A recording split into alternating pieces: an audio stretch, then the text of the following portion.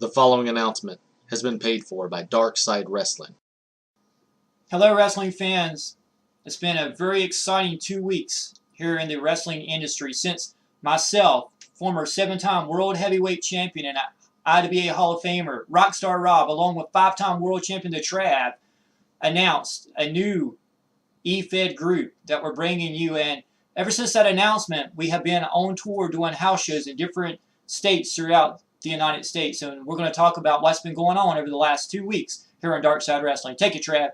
The DSW committee has decided that all of the previous federation's titles will be defended and new champions will be crowned. Many of the titles haven't been defended in so many years. So, we're gonna take these titles and unify them for the new DSWI titles. You know, it is a great idea, and it's been a great time here for us over the last several weeks to be back in this industry that we love so much. We've been on tour, we've been in different states, and we've had the opportunity to meet a lot of new fans. A new generation of Dark Side Wrestling is here, folks, and we're excited, and we're here to talk about what we've been doing over the last several weeks. Yeah, me and you, we got to compete. We actually we went against each other in the LWW World Heavyweight Title match. We had an unexpected visitor show up. That's very true.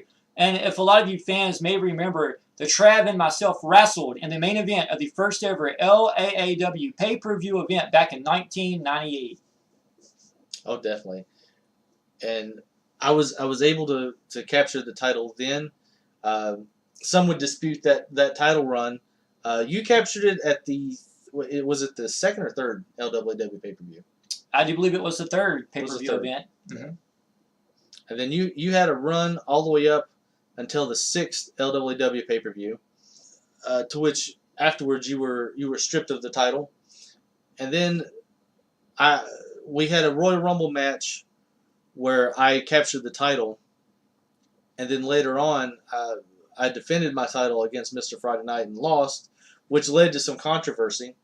And Mr. Friday Night left the company. So then, many years later, when we were having this match for this title, who comes out but Mr. Friday Night, and claiming to be the current LWW World Heavyweight Champion? I know a lot of fans were shocked to see the return of Mr. Friday Night. I was shocked, and I know you were shocked. It was something unexpected, and that's what you're going to see here in this new version of Dark Side Wrestling. You're going to see a lot of unexpected things going on. We have stars from all the major federations that we've been a part of over the last, 20 years. And it's going to be such excitement for all the fans, for all the new fans. We're taking it to the next level. We're going to have pay-per-view events, but we're bringing it all to the new generation, to the new technology here on YouTube, broadcast throughout the world. It's going to take our popularity to the very next level, and Dark Side Wrestling as a whole into the next level of wrestling excitement. This pre-show, almost every competitor that was in our federation from the beginning until recent, they all made appearances. That's great. And these are a lot of wrestling stars that we haven't seen for a while. These are wrestling stars that have went on to other companies over the last years and become even bigger stars than what they were. I could name a lot of names, a lot of great people that we're going to reminisce about, that we're going to revisit. But what this really leads down to is, as we did these pre-shows over the last several weeks, it's all leading up to the first ever Dark Side Wrestling pay-per-view event, online Onslaught, where the champions will be crowned, and it's going to be a great night. And from there, every month, we're going to have pay-per-view events. We're going to be doing house shows. We're going to be live on YouTube. It's just a great time for wrestling in general. Oh, definitely. Some of those matches that we didn't get to see back in the day, we'll be able to see now. What are some matches that you would like to see in this new federation? For me, I'd like to see a match like Blade going up against Mr. Friday Night. That would be great. You think about two of the heavy hitters of the wrestling industry, and that's something that didn't happen during that time period. Mr. Friday Night had already went on to different stuff about the time Blade had came in. We saw, whether it be in EPW or Dark Side Wrestling, the hardcore matches, the strength that Blade had. How would he fare against Mr. Friday Night? Strength versus strength. immovable mountain against, unmovable object, as they say. And I think would be great, And another match I would love to see is you talk about two of the high flyers. You have Kamikaze up against one of the legends of Dark Side Wrestling, the Midnight Creeper. How would they compete against each other? And, something very weird. You're talking about matches beyond what we've been capable of seeing in our federations. The Night of the Skywalkers. A lot of people remember that. You put a scaffold, you wrestle on top. The object is to throw your opponent 20 feet to the ground. I mean, how exciting would that be to see Midnight Creeper and Kamikaze in that type of contest? Definitely. I hope I'm not going to have another ladder match in my future because, as you know, my history with ladder matches, there's room for improvement there. Well, Trav, we all in this industry have did things that we didn't think that we'd be capable of doing. Trav just mentioned his ladder matches, but I know, and I'm sure a lot of you fans remember, on a DSW pay-per-view event, Travis won the NWA, the National Wrestling Alliance United States Television Championship, in a ladder match, and it was a great ladder match.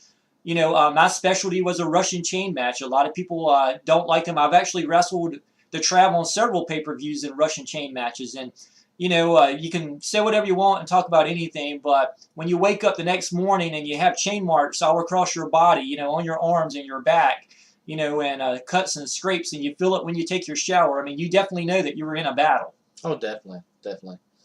Well, sure. That's what we're here for. Yep. That's what the fans have tuned in to this YouTube program to listen to us discuss as we lead up to the big pay-per-view. So go ahead and take it away, Trav.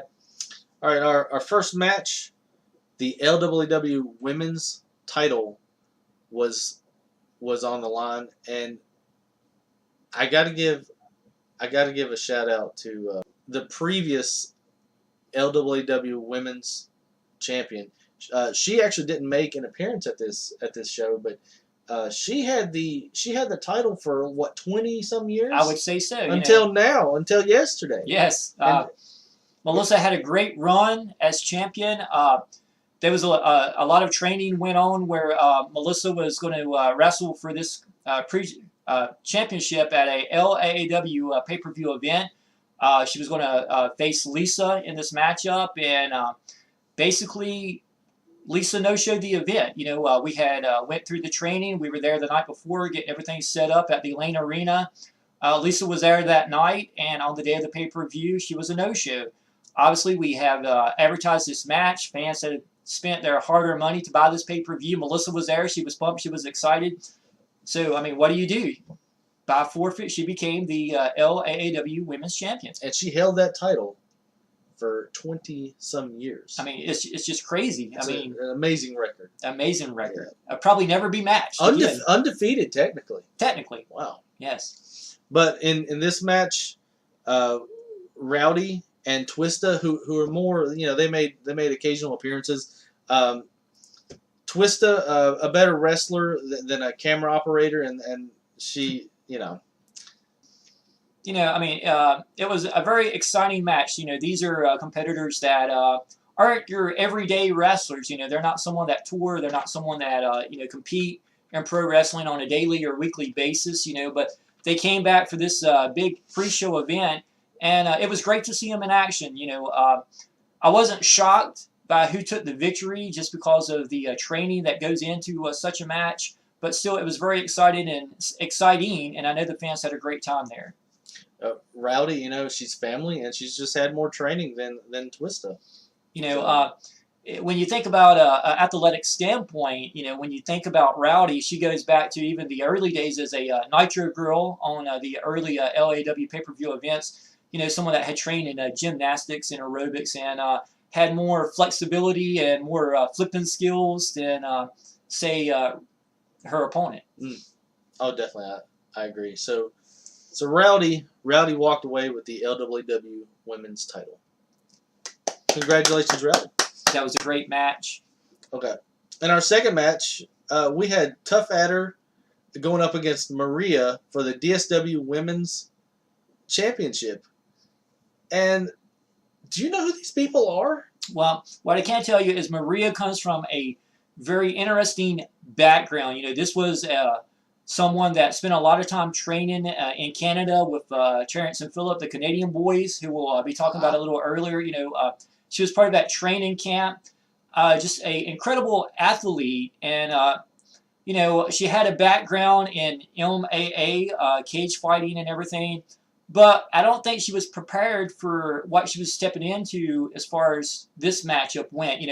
Everything's on the line. Basically, this is setting up the matches for the pay-per-view. If you can't cut it here, you're not going to be on the live pay-per-views. I mean, sadly, it's just the way it is. And I'm glad you mentioned that, Robster, because just because you win a title here, that doesn't necessarily mean that you're going to be in the EFED, because we're still going to be unifying these titles. That's a very great point, Trav. And and really, even though these people might walk out with these championships over the last few days during the pre-shows, the house shows event, you're not going to be recognized as the actual DSWI champion until the pay-per-view, the first pay-per-view event. Those champions will be recognized. So right now, even if you have the belt, you're not recognized from our standpoint as the actual champion. So let's make that very clear for everybody watching at home. Yes, they're holding them to be unified, but they're not being recognized as champions. Absolutely. There will be actual new belts created for this EFED Federation. Yeah. So Tough Adder walked away with the DSW Women's title. And in our third match for the LWW Cruiserweight title, we had Mason going up against Doug, which that was for the Cruiserweight title. These guys wrestled for us in the EPW, and then later on, I learned that they were actually in the DSW. Absolutely so. So they fit that weight range for the Cruiserweight title. So we just said, okay, yeah, y'all go for it. Absolutely so. And these are guys that basically believe in the rough style of pro wrestling. More of the hardcore, the using sticks and weapons type stuff. But on this night, they were there in this cruiserweight battle, and you think about the appearances that Doug made in Trav's Federation later on when he came to Dark Side Wrestling as an established star. It was really creative, and I'm not shocked that Doug got the victory over Mason in that event. Yeah, that was just one of the it's like a flip of a coin. It could have gone either way. These guys could have actually went for probably a hardcore title. Yeah, absolutely so. But so yeah, that was Doug. It was a great matchup, and I know that a lot of fans remarked, on what happened during that and what they got to see. It was just something that they were talking about on Facebook that I saw the other night, and I was proud because once again, that's our guys, our federation being representing, now on this new technology that we have, Facebook, Twitter, YouTube, Instagram, everything. And it's nice to see us being representing in a whole new light than we were able to be represented, 10 years ago. Oh, definitely. Our fourth match, we had the Unknown 2.0, who's Kamikaze's brother. He went up against Just a Jobber.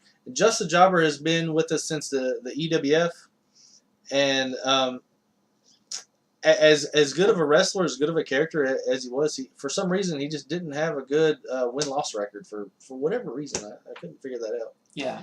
But both of them were going for the EWF Cruiserweight title, and it was no surprise who walked away with the EWF Cruiserweight title. Absolutely. The Unknown, he has this really great wrestling moveset in reality, and here's a guy that can go from high flyer to pure wrestling skill to the martial arts, just like that at the snap of a finger. You never know which version of him is going to show up. And I hate to put it that way. You talk about people with split personalities or whatever. This guy, he's like Pandora's box. And, I mentioned that on our last video. You never know what you're going to get when you open it. And that's exactly the way he acted in each and every match. It's hard to train for somebody when you don't know what they're going to do. Right, exactly. And since he was trained by Kamikaze, he had all those skills that Kamikaze possessed. And Kamikaze, just a great athlete, a high flyer. I mean, there's nothing he basically wouldn't do. And if I can reminisce just for a minute, we've seen pay-per-view events where Kamikaze did moonsaults off the top of barns and landed on hay bales with guys laying on it. And You think back to some of the hardcore matches he had in Dark Side Wrestling, him doing moonsaults off cars and doing sunset presses off people off the ring onto the ground, and the one nunchuck match that him and Blade had at a DSW pay-per-view event. I mean, is there anything he couldn't do besides beat me or the Trab? One of my favorite matches was later on in the DSW, and I couldn't tell you which pay-per-view it is, but him going up against Onyx in that street battle, that street fight that they had pretty much. Mm-hmm. That was amazing. That's one of my favorite matches of all time. It was amazing, and I do believe that was a backlot brawl that they had. And like you, unfortunately, I don't remember exactly what DSW pay-per-view that was, but I mean, it was an amazing. And I was actually in the broadcast booth calling that match, and get to be there live is one thing, but to actually call the action and put the moves and the guys over beyond what they were able to do, and really, I could have sat there and been quiet the whole time, and still the fans would have been entertained because it was such an incredible match by two very great talents. I was the special referee for that match, and you know my refereeing style. I let a lot of stuff go. Right. I let them go at it, and man, they beat the heck out of each other. And if I can recall, speaking of that, not only was the Iceman Travis Lane the special referee for that match, but I think he's the first time in history that a referee was actually eating a piece of pizza during the match. I have a very easygoing style. I let a lot of stuff slide. Even my own professionalism. I just say, you know what, I'm gonna eat pizza while y'all beat the. I had the best seat in the house. I'll put it that way. Absolutely. And so yeah, it was no surprise that the Unknown 2.0 got the EWF Cruiserweight title from Just a Jobber. Not surprising at all. No, I think anybody that saw that could see where that was going. Fifth match, Ray versus Scarecrow for the DSW Cruiserweight title. And you know these competitors a little bit better than I do. Ray, I went up against Ray, and I've defended titles for Ray when he couldn't show, and I like Ray, but I'm not too current on this Scarecrow dude. The Scarecrow was a competitor that came in, and he actually had a very interesting gimmick for anybody that ever watched Goosebumps, for example. If you remember the book or even the episode that was on TV, Night of the Scarecrows, or even, I guess, from the Joker, not Joker, but the Batman movies, the Scarecrow look is basically what this guy has. So, I mean, he was interesting right from the start. The Scarecrow was on several DSW pay-per-view events. Ray had been there from the start. Ray was there basically, not that he was on every pay-per-view, but Ray was there on the very first Dark Side Wrestling pay-per-view. He was the world champion at the last. So, I mean, here's a guy that we basically saw transform into a big superstar. And, I wasn't surprised that Ray got the victory. A lot of people might not know, Ray actually started at the first DSW pay-per-view event wrestling under the monarch of the Dragon Kid. Yeah. And then as he trained and got bigger and he was getting more over with the fans, his moves were getting better, he was getting stronger. He transformed into, his persona of Ray and went on to arguably be, in the later years of Dark Side Wrestling, one of the biggest stars there. Oh, I always liked his matches when he showed up. Yeah, Ray was always late to any pay-per-view event. Make no mistakes. This guy apparently never owned a clock or a watch. But, when Ray was in the ring, you knew that you were going to be entertained. He has such a good attitude. And that's something that we don't talk about a lot. I guess that's one of the keyfave or one of the secrets of pro wrestling is, what goes on behind the scenes. And, Ray did have a good attitude. Never really asked him to do anything that he wasn't willing to do. He was always ready to go to the next level, to take it one step higher. We're like, hey, Ray, you're going to be in a hardcore match, and so-and-so you're going to battle, and there's going to be trash cans. You're probably going to get, Ray was fine, whatever. Just glad to be here. It's like I didn't have a lot in common with him, but I could talk to him and, have a conversation, and he was just a nice guy. I liked working with him. Yeah, a chill guy. I'm glad, he had the opportunity to become a big Dark Side Wrestling superstar. Yeah. Match 6, we had B-Dog and Red Dog, the Wrestling Rottweilers, versus Scotty Cannon and Joe T. And this was actually a non-title tag team match. And I'll tell you the backstory of this. They showed up at, I believe it was an EWF event. It could have been EPW, but I'm pretty sure it was an EWF event. And they were like, hey, we like what you're doing. We want to wrestle too. So they had a match. And since this pre-show, we're having a lot of past wrestlers show up, we gave them a call and said, hey, you want to show up? And they weren't doing anything, so they came on over. And a non-title match, because they never had titles, but Right. we put them in anyway. And it was B-Dog and Red Dog, the Wrestling Rottweilers, that went away with the win. And I really don't have a lot to add to that. These were people that wrestled under a different federation than the DSW. So, but I do know, that they put a lot of heart and soul into their matches, and I wasn't surprised to see B-Dog and Red Dog take the victory in this matchup. Definitely. So match 7, we had a fatal 4-way match. This is another non-title match. Some of these guys we might be seeing later on down the road, but we had the return of Frostbite, and he went up against Extreme. Both of them my former tag team partners. And then also Outcast was involved, who was he was the last member of the GX 2000, so another one of my tag team partners. And then we had Metalhead, which fans of War Wrestling, FedEx Wrestling, you might know Metalhead from them, and that was how we knew about that federation, was from Metalhead. And so some of these guys, Metalhead made one appearance, Frostbite made one appearance. Finding him to do this event, let me tell you, that was hard, because he was not on any social media. I had to go to this forest in Tibet where he had he had gone into solitude, and I said I said, man, we're doing this event. Do you want to wrestle? And he's like, yeah, sure, okay. I really don't know what to add to that, because it was such a weird night.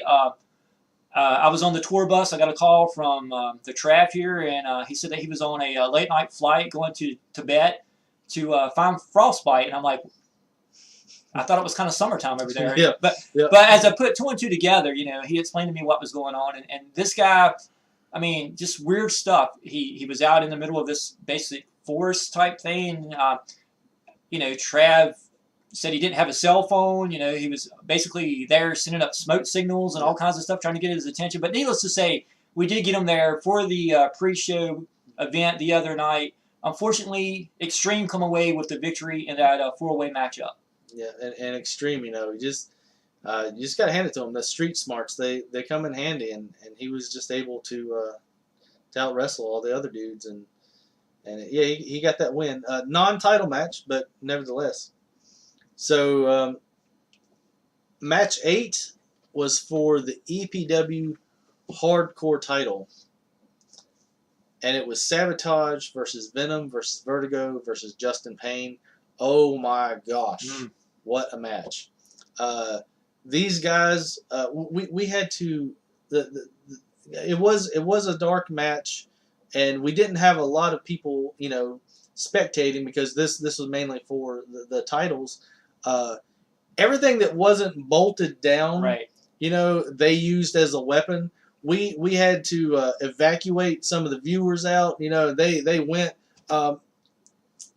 I actually think that match is still going, but we're going to go ahead and name Justin Payne as the winner of that match. That was total craziness. I've been a part of a lot of great wrestling shows, a lot of weird stuff going on backstage, a lot of hardcore, blood and stuff flying here and there. But that was pure craziness. I've never seen anything like that in a pro wrestling match my whole life. And it actually reminds me several years back in EPW, where these guys beat each other once again with anything they could get their hands on. We saw trash cans, ladders, tables, boxes, box cutters. I think there was a rake involved at one time. I had a metal big trash can in my locker room that one of them guys, and I'm not going to name names, but one of them stole it. And by the end of the night, I mean, it was crushed like average human would crush a pop can. I mean, just total craziness. These guys took hardcore to a whole new level. I mean, you can talk about the old days of ECW being hardcore. Well, I can assure you that is a walk in the park compared to what these guys are capable of doing. A baking sheet full of tacks, and they took it. Yes, absolutely. I mean, these guys, pure craziness. And I think during this matchup, you saw the stapler being involved, which I'm not a big fan of, when they're stapling stuff to your forehead. But yeah, these guys seem to enjoy it. I mean, it's like freaking Christmas to them. Oh, yeah, there was none of them had a sad face on. They were all smiling, and they were enjoying themselves. And like I said, we're going to name Justin Payne the winner, unless we get a call later on and let us know who actually got that win. But that was for the EPW Hardcore title, and yeah, that was a very much deserved win. That's true. So, I mean, even now, if you're in Roanoke, Virginia, and you see the four guys covered in blood, fighting down the street at the local bakery or Food Line or whatever, I mean, it's still probably that match going on. I don't know. I had to get back to my home and say, I got on the tour bus and I was going, and there was still stuff going on. So, I don't know. Like Trav says, Justin Payne, as far as we're concerned, is the winner of that match. Who knows? All right, so match 9, these are guys that you know very well. The Forsaken versus Stealth. This is another non-title hardcore match. I just got to take a moment to say, Stealth. He's one of my favorite wrestlers. He's a very tricky individual. He's a very stealthy wrestler. It's very hard to determine what he's going to do next. That's true. I've known these guys for a long time. Stealth had that devastating maneuver. I've took it. Trav's been victimized by the Stealth Bomber, and Stealth was a guy that I had knew from wrestling in the WSSAP Federation. He was the television champion there at that time. I had some connections backstage with some of the powers that be of that federation, and I called Stealth and I said, "Are you interested in coming to participate on several DSW pay-per-view events?" And of course, he jumped on it. He was there. The Forsaken was another one of them individuals with the scary ring music and the black mask and the black clothing and the trench coat and all this stuff. The Forsaken was another star that came in and was a top talent, but Stealth, in my view, just had more years of experience. Stealth went on, a lot of fans may remember him, and still were IWA International Tag Team Champions several times. So, I mean, this was a guy who was no stranger to being a champion wherever he was at. Stealth never won a title in Dark Side Wrestling, but make no mistakes, he was capable of winning any championship on any given night. I think, it's hard to wrestle in different places, at the same time. So his main federation took proceed over Dark Side Wrestling. Now, I wasn't shocked to see Stealth hit the Stealth Bomber. Once again, devastating maneuver. Got the 1-2-3 on the Forsaken, and he advances to the next level here in Dark Side Wrestling EFED. Yeah. Again, a non-title hardcore match, but a very well-fought match, and definitely one for the record book, for the history book. Match 10. Lucas versus Kamikaze for the DSW Hardcore title. Lucas was someone that I knew from my days in the National Wrestling Alliance, the NWA. He was someone when we were looking to bring in new talent to the early Dark Side Wrestling pay-per-views.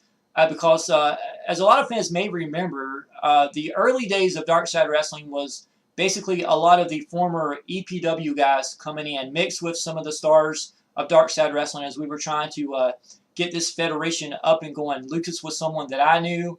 We brought him in, and it took off from there. A great, great talent. And when he was in the ring, you were talking about one of the franchises of EPW, Kamikaze. And, I mean, it was just an amazing matchup to see these two compete against each other. I got to say this about Lucas. Lucas came in. We had a very, very little training, but he fit in like a glove from day one. He felt like he'd been hanging out with us for a long time, which I know you've known him longer. Right. But man, he just fit in really well. He really did. You know, he was one of them guys, and I know Travis has dealt with it. I didn't deal with it as much in DSW, but you know, everybody has an ego. I mean, make no mistakes. You know, everybody has an ego. Everybody wants to feel that main event status, or it's just like any job. You know, you feel like you deserve more than what you're getting. I'm putting the hours in. I'm putting the training in. You know, why is so and so in this matchup, and I'm in the opening card. You know. And Lucas, you know, he kind of fit in like part of the family. You know, he came in, he was very humble. He asked opinions. You know, the NWA and the DSW were two totally different atmospheres, and he really fit in good. And we had a lot of good times with Lucas. Lucas teamed up with the Midnight Creeper in the early days. They were the DSW World Tag Team Champions, and the Midnight Creeper just had that aurora about him, you know, the talking to the spirits of the psycho realm, you know, the scary ring music, the scary outfit, you know, the burning candles, you know, all the I guess I'm not sure I want to classify it this way, but all the kind of gothic stuff that was popular around that time period. You know, the Midnight Creeper, you know, he represented that 100-fold. Yeah. And that was part of the reason, Lucas's personality. That's part of the reason why I brought him in to the Travelers for a short period of time. And that was great. And if I can just touch on that for a moment, I know we're pushed for time. We're trying to get a lot in this, but you know, when you talk about Dark Side Wrestling's pay-per-view War Games, that event was great. It was Travis's team up against Team Dark Side, and Travis had already planted that seed, had already talked to Lucas, and on that night, Lucas turned on me and the rest of Team Dark Side. I was left in a pool of blood. You know, it shocked the fans, but it took Lucas, I think, to the very next level. You know, not that he wasn't a great talent, but getting the rub of being part of Team Dark Side, then getting the rub from the Iceman Travis Lane, you know, 5-time world champion to Travis here. So, you know, he was rubbing around elbows with some of the top stars in pro wrestling. Oh, definitely. And that's not saying anything good about not saying anything bad about Kamikaze, because Kamikaze, he was there since the EWF, and man, he definitely made a name for himself, and he tried to train wrestlers. He tried to get me to get over my fear of heights, which sorry man, some lessons are easier learned, but surprisingly, Lucas walked away with the DSW Hardcore title. And, in a way, I'm a little shocked by that outcome because, as you said, Kamikaze is a high flyer. If you haven't never seen any of the old pay-per-views or got to see him in action, there's nothing this guy couldn't do. I mentioned a little earlier on about a pay-per-view event that was under, I think, EPW at the time, where they were having this big battle, and they end up in a barn. Yeah. And there was a competitor laying on a hay bale. I don't remember exactly who it was. Kamikaze climbs up the ladder, goes to the loft, and does a moonsault, which, I guess if you're watching this, obviously you're a wrestling fan, so you know what a moonsault is. But it's basically a backflip. And, I mean, we're talking about doing a backflip from like 20 feet up, maybe 25, and hitting it, right on the money. Great performer, Kamikaze. I want to say that was either Jamar, Blade, or Justin Payne that took that. I mean, it's incredible. Of all the pay-per-views that we did over the years, there's certain matches, certain moments that stick out in your mind, and that's one of the spots from a wrestling show that I definitely remember sticking out. I mean, just pure craziness. None of us could have pulled it off besides Kamikaze. Make no mistake about that. I think what actually happened in this match, Kamikaze was coming off the top rope with a moonsault, and at the last minute, I think Lucas caught him coming down with like an elbow or something, or and that just took him out. So rolled him up and got it. Lucas was very lucky last night. I agree with that statement without a doubt. That was a shocking moment in the house shows events that took place last night. A big upset. The 11th match, we had Mr. Friday Night and Crush, or the Crush, if you'd like to call him that, going up against the Death Dealer and the Crippler for the LWW Tag Team titles. And Mr. Friday Night and the Crush. When let me backtrack. When me and Rockstar Rob started the LWW, these were the first two guys that we went to, Mr. Friday Night and the Crush, to say, hey, we're gonna start this federation. We need more people wrestling with us. Do you want to do it? And they were like, yeah, sure. And they came in. And then the Death Dealer was brought in at the third pay-per-view. Yes. Which I think, and the Crippler was brought in too. And the Death Dealer was your tag team partner, yes. and the Crippler was mine. So this, and actually, I think we both tagged with Mr. Friday Night and the Crush too. So this was kind of like our tag team partners, or just tag teams of the LWW going for that championship. The Death Dealer making his appearance at a LAW pay-per-view event. This was a guy who was wrestling on the indies. Not to say that he didn't have a lot of talent, but he hadn't been signed to a big federation. So under the moniker of the LAW, which was broadcast by Lane Productions there, he was brought in and he had his moment in the spotlight. His time to shine. And I think he did very well for himself. We've already touched on Mr. Friday Night. Big dude, strong. I remember a pay-per-view event where he dropped me on my head and about snapped my neck in two. But, all in all, still, just fun memories, fun times. Just thankful to be part of them shows. And the Crush, I remember wrestling him one time and, catching him off guard. And just having a lot of great time. The Crippler is a very interesting competitor. A lot of history there between me and the Crippler. But needless to say, I wasn't shocked. Mr. Friday Night Crush got the victory, getting to 1, 2, 3 last night. And I think you would agree with me there, Trev. They definitely deserve an opportunity to go on to the eFed pay-per-view shows. Definitely. They walked away with the LWW Tag Team titles. I don't believe they ever had the titles together. Right. But I always saw them as being a tag team. Absolutely so. And speaking of great tag teams, we had Jamar for our 12th match. We had Jamar and Overdose, which they actually came in at the LWW pay-per-view number 4. Yes. Captured the tag team titles, and I think they never lost them. I think they eventually they kind of had an internal conflict, and then they each of them gathered different tag team partners, and they went at it from there. But they are back together, and they're in a tag team.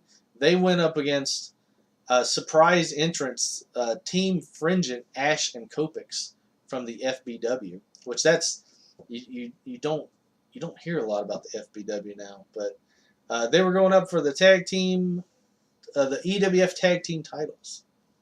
Oddly enough, last night was the first time I've ever saw Ash and Kopix in tag team action. I'm very unfamiliar with them, but Jamar and Overdose are two guys that I know very, very well. Overdose, a former EPW World's Heavyweight Champion.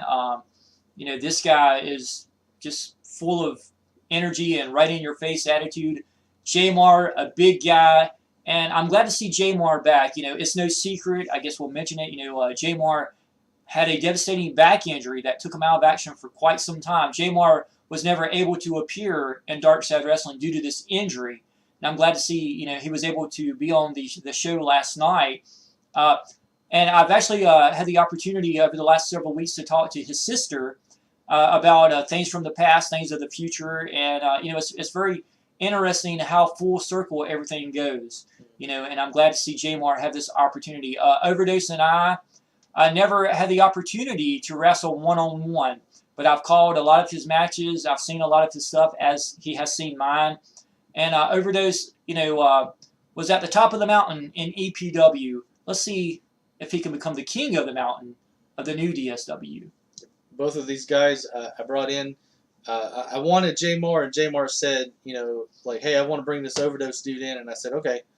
bring them in, and they really they went above and beyond what I expected from them, and from them we had the during the collapse of the LWW, we saw the formation of the EWF, and during its collapse, we saw the formation of the EPW, which I was a big part of that too. And then the at the end of the EPW, or what we thought was the end, the FBW came into formation, and I held my ground, and I said we're keeping the EPW strong. Absolutely. I said it was on life support, but I said I'm not letting this die, and I'm glad I stuck to my guns there. Ash and Kopix, I don't know Ash all that much. I don't have too many negative things to say. He was always cool and devastating. In the ring, he had a good arsenal. Kopix again was very strong, very big dude. And Kopix having that tragic backstory, his family being devastated by humor, and now he detests humor in all forms, and it's very sad. And you could almost view Kopix as like a vigilante that goes out in the night, and he seeks out humor in all its forms and just tries to eradicate it. Speaking of that, I really don't know this person as well as the Trav does, but here's a guy that I've witnessed going out and people watching Comedy Central at their home and him snapping their cable wires and everything. Yeah. I mean, just odd stuff. I've seen him burning DVDs of Jerry Seinfeld, and I don't know. I don't understand it. Whatever makes you happy, dude, party on. But gotta laugh at something. So yeah, Jamar and OVD, they went away with the EWF Tag Team titles. It was a hard-fought match. I don't think we've seen the last of Ash and Kopix, Team Fringent. In our 13th match, which I actually didn't know this was the 13th match, otherwise I wouldn't have done it. But it was Onyx against me, returning to my Iceman persona in a non-title match, and we just it was one of those back to basic matches, and it was a hard-fought match, and I went away with the victory.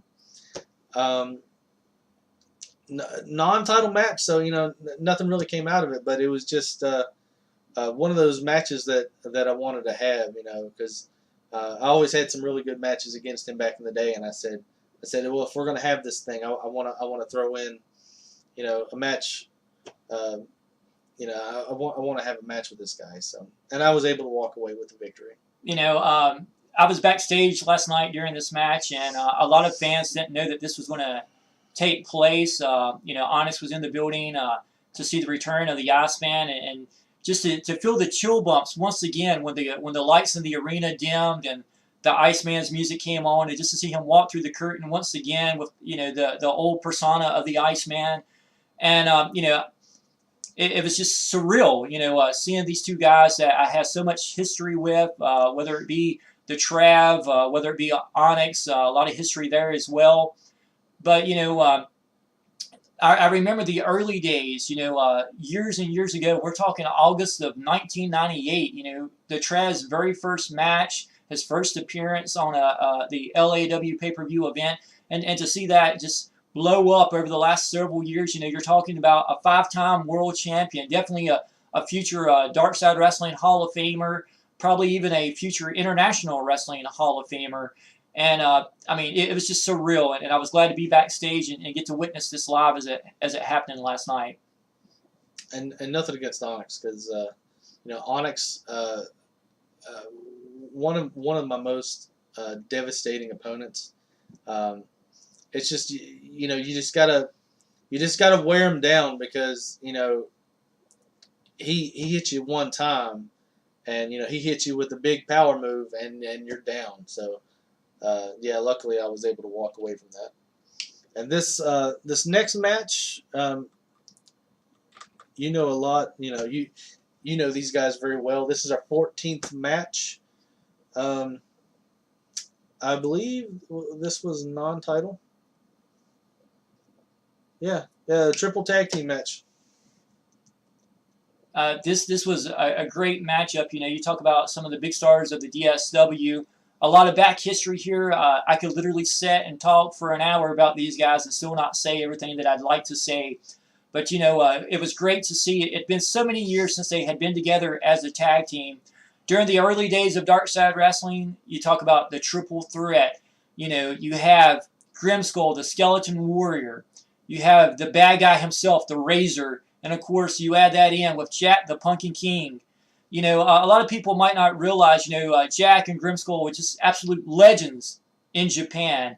Jack the Pumpkin King, a former IWGP national champion. Grimskull, a former New Japan Pro Wrestling heavyweight champion on 3 occasions. I mean, just pure legends. Grimskull was a former DSW United States heavyweight champion. Jack the Pumpkin King, a former hardcore champion, a former DSW World Tag Team champion. You know, the Razor never held a belt in the DSW, but I can assure you the Razor had the Razor's Edge, had a great theme song. I mean, the Razor was just a bad guy. Make no mistakes about it. And, you know, they stepped into the ring with the rock and roll superstar, one of Mexico's biggest stars, really, Pantera. Of course, you have the Black Scorpion also representing Mexico, and then the Fate Scream version 2. Now, here was a guy that was very interesting. I'm sure a lot of people remember the story. The Fate Scream version 2 was the #1 fan of the Fate Scream, who was the #1 fan of the real Scream. You know, a guy that wore a straight jacket from the mental hospital, only let out to wrestle. I mean, just weird stuff. But this was a great match, the triple threat up against them other competitors. Trav, is there anything you want to add? I know that you know a lot of these guys well yourself. I'm trying to remember that quote from the Fake Scream version 2. Very very off character, but I remember we were trying to we were doing an interview with him. We were trying to get information out of him, and he was quoted as saying, "These are my feet. This is my jacket, and I love everybody." And that's all that we really got out of him. It's very very just off individual. But devastating in the ring. You know, and he was another one of them competitors where you never knew where he was going to be. I mean, he always showed up at weird places at weird times. I mean, you know, odd character. And speaking of good catchphrases, if we talk about the triple threat just for another moment, Grimskull, the Razor, Jack the Pumpkin King, you know, they held up the 3 fingers and they said that catchy, you know, sign, you know, 3 times the money, 3 times the fame. Tonight we're bringing 3 times the pain. And those, you know, those guys were one of my favorite teams and tag teams in the DSW, and it was no surprise they walked away the winners of this match. Again, a non-title match. I'm surprised that wasn't for a title. I mean, very interesting. And, you know, once again, you know, the Grimskull, the Skeleton Warrior, you know, he had that just scary outfit, devastating maneuver. You know, he had that very devastating, I guess you could kind of call it a version of the Scorpion Death Drop, but just total devastation whenever he would hit it. Jack the Pumpkin King had the Pumpkin Smasher. Some people might call it the Stunner. And, of course, the Razor had the Razor's Edge. And any one of them moves could be hit at any time during the match. And if you got caught in it, the match was over. The last thing you remember seeing is the lights of the ceiling. Yeah. I wish I would have had a match up against the Razor, because he was just one of those characters that, you know, he just had that persona, and I wish I could have had a match against him. That would have been great. And why, you know, the booking committee, the championship committee didn't book that, you know, I'm not sure, but I know a lot of fans would have loved to have seen, you know, the Razor up against the Iceman. Definitely. And then in our 15th match, we had the Dark Angels, Blade and Onyx, going up against myself, the Iceman, and Kamikaze for the EPW World Tag Team titles. And you know, me and Kamikaze, we've tagged a few times, but I wouldn't call us a tag team per se. we both have different ideas about how teams should go. So there was a little bit of conflict there, but Blade and Onyx. I mean, what can I say about their tag team? I mean, they're the most dominating tag team force in the EWF, EPW, and when they hit DSW, they were like right at the top. They really were, and they were actually DSW World Tag Team Champions at one time. Blade and Onyx. You have two powerhouses. I mean, there wasn't a lot that you can do. I mean, Trav can attest to it. If you got clotheslined or kicked by them, it's something you felt a week later. You woke up and still had to roll out of bed and put on your icy hot. I mean, you knew that you were in a battle. They took tag team wrestling to the next level.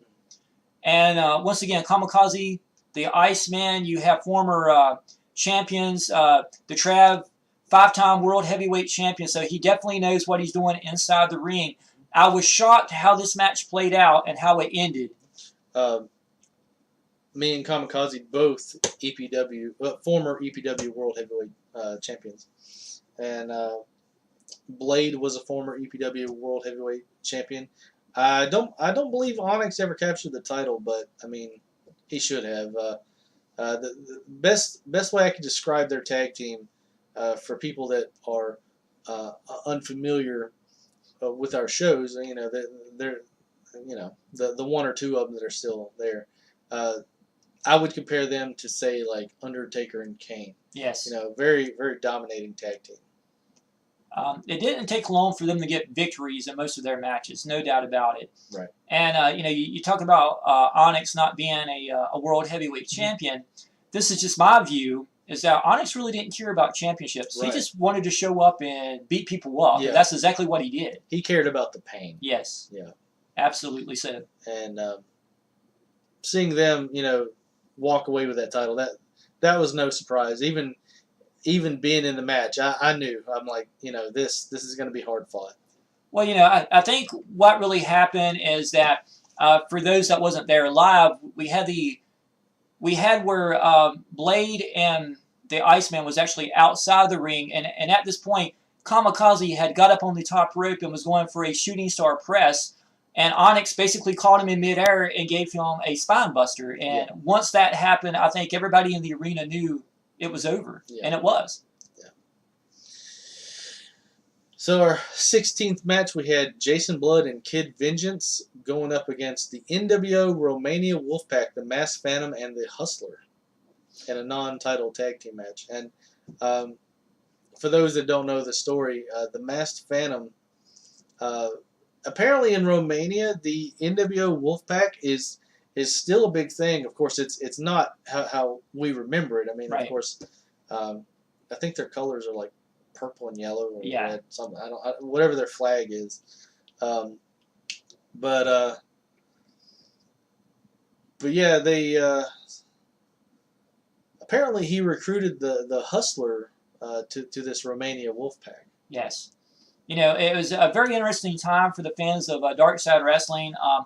This was several years after the closing of WCW World Championship Wrestling. The NWO at that time period had kind of ceased to exist. Romania is a little more, I guess, not up to date, so they were still getting this stuff on their channel. So I guess in his mind, the NWO Wolfpack was still taking on. So he was from Romania, so he decided, well, hey, I'm a big wrestling star. How about it? NWO Romania Wolfpack chapter, and it took off from there. The Masked Phantom was the Ninja Master. I mean, here's a guy that come out doing all these karate kicks, all the cool stuff with the nunchucks, spitting the mist like the Great Muta or the Great Kabuki back in the old days. The Hustler was a little more, he was from Malibu, California. He was more into the high-class living life, just having fun. You get these two together, and they matched well. I mean, had a lot of great matches. Not the best win-loss record, per se, but, I mean, they were an entertaining tag team. And, Jason Blood come from that legendary Blood family from Mexico. Kid Vengeance was from Canada. And, just incredible athletes. Jason Blood had the Blood Bomb. Kid Vengeance was another one that could do all the high-flying flips, and I know I did several chain matches against Kid Vengeance back in the Dark Side Wrestling.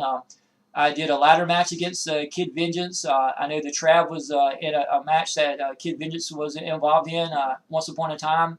I mean, just cool stuff. And I was not shocked in a way, but in a way I was shocked because Jason Blood and Kid Vengeance wasn't a tag team all the time, whereas the NWO Romanian Wolfpack of the Masked Phantom and the Hustler was. But needless to say, we saw Jason Blood hit the blood bomb on the Hustler and get the 1-2-3.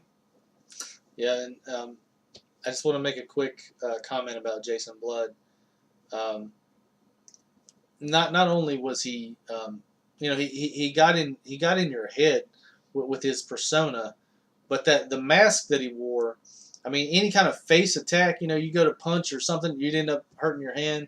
Yeah, he had a very good gimmick and didn't have a lot of wins, but he was certainly devastating in the ring. Yes, absolutely so. And if I can just touch on this for a minute, Jason Blood was on the early DSW pay-per-views event. And then, a little later on, we saw more of his family members show up. We had Major Blood, Dr. Blood. I mean, the whole Blood family. It was kind of like, Billy Bob and the Bob family. They were coming from everywhere. And it was great to get to interact with these superstars that had a different perspective of, the wrestling industry and the way wrestling should be portrayed on television. And speaking of Billy Bob, you had Billy Bob, Betsy Bob, and then we saw Bobby Bob at one event, and man, he could do all kinds of backflips and stuff, similar to how Kamikaze can do his stuff. But that Bobby Bob, I mean, that was an interesting character. I think he only made one appearance though, but I wish we could have seen more of him. He did, and a little later on, we actually saw Cousin Bob show up on a few pay-per-views.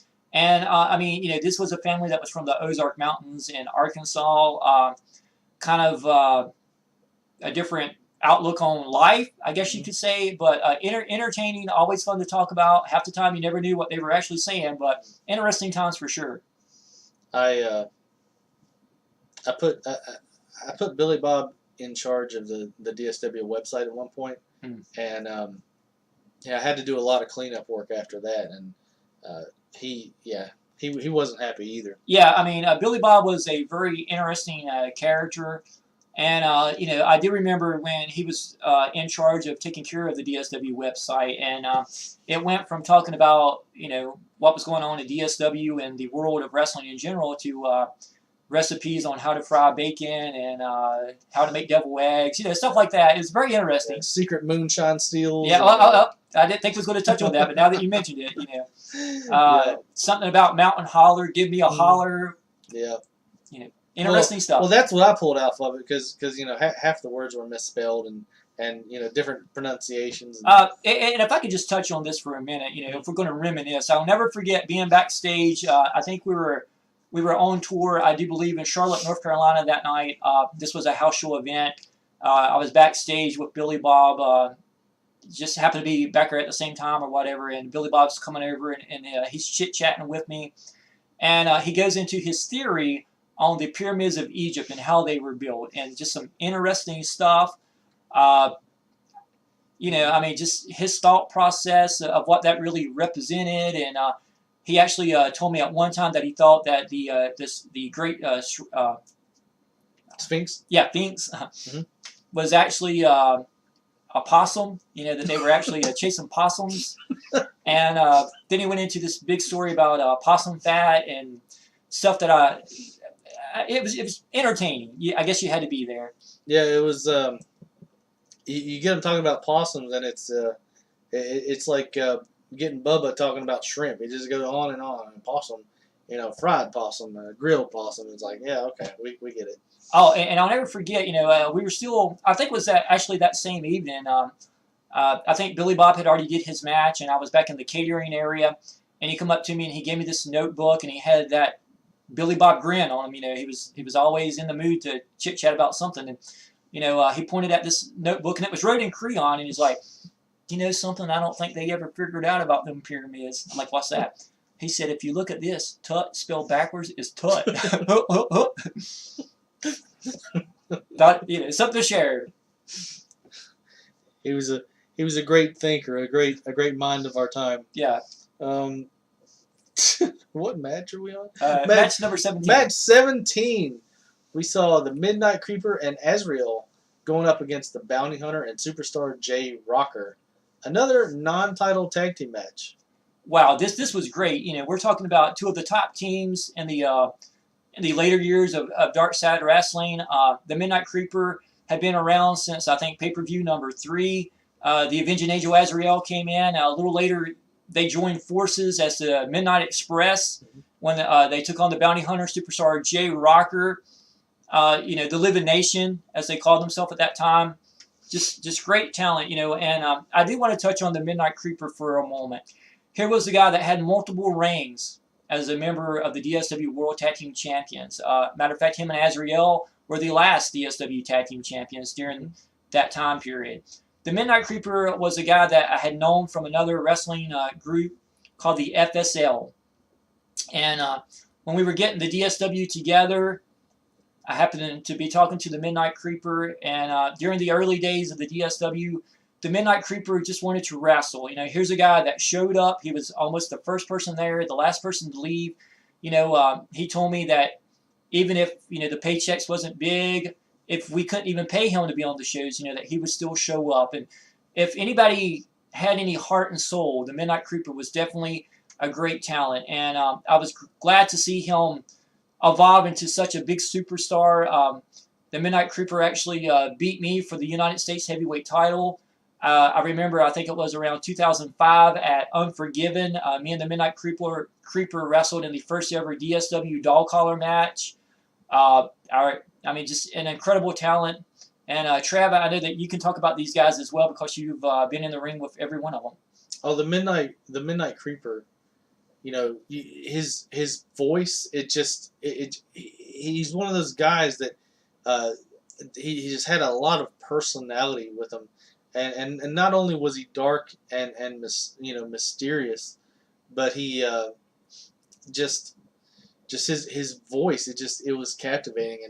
And always a really tough competitor to fight against, and always with the mind games and his entrance. When he would come out, man, it would just creep you out. And which luckily a lot of the times he got to come out first, and then I was coming out, so that saved me a lot of mind games.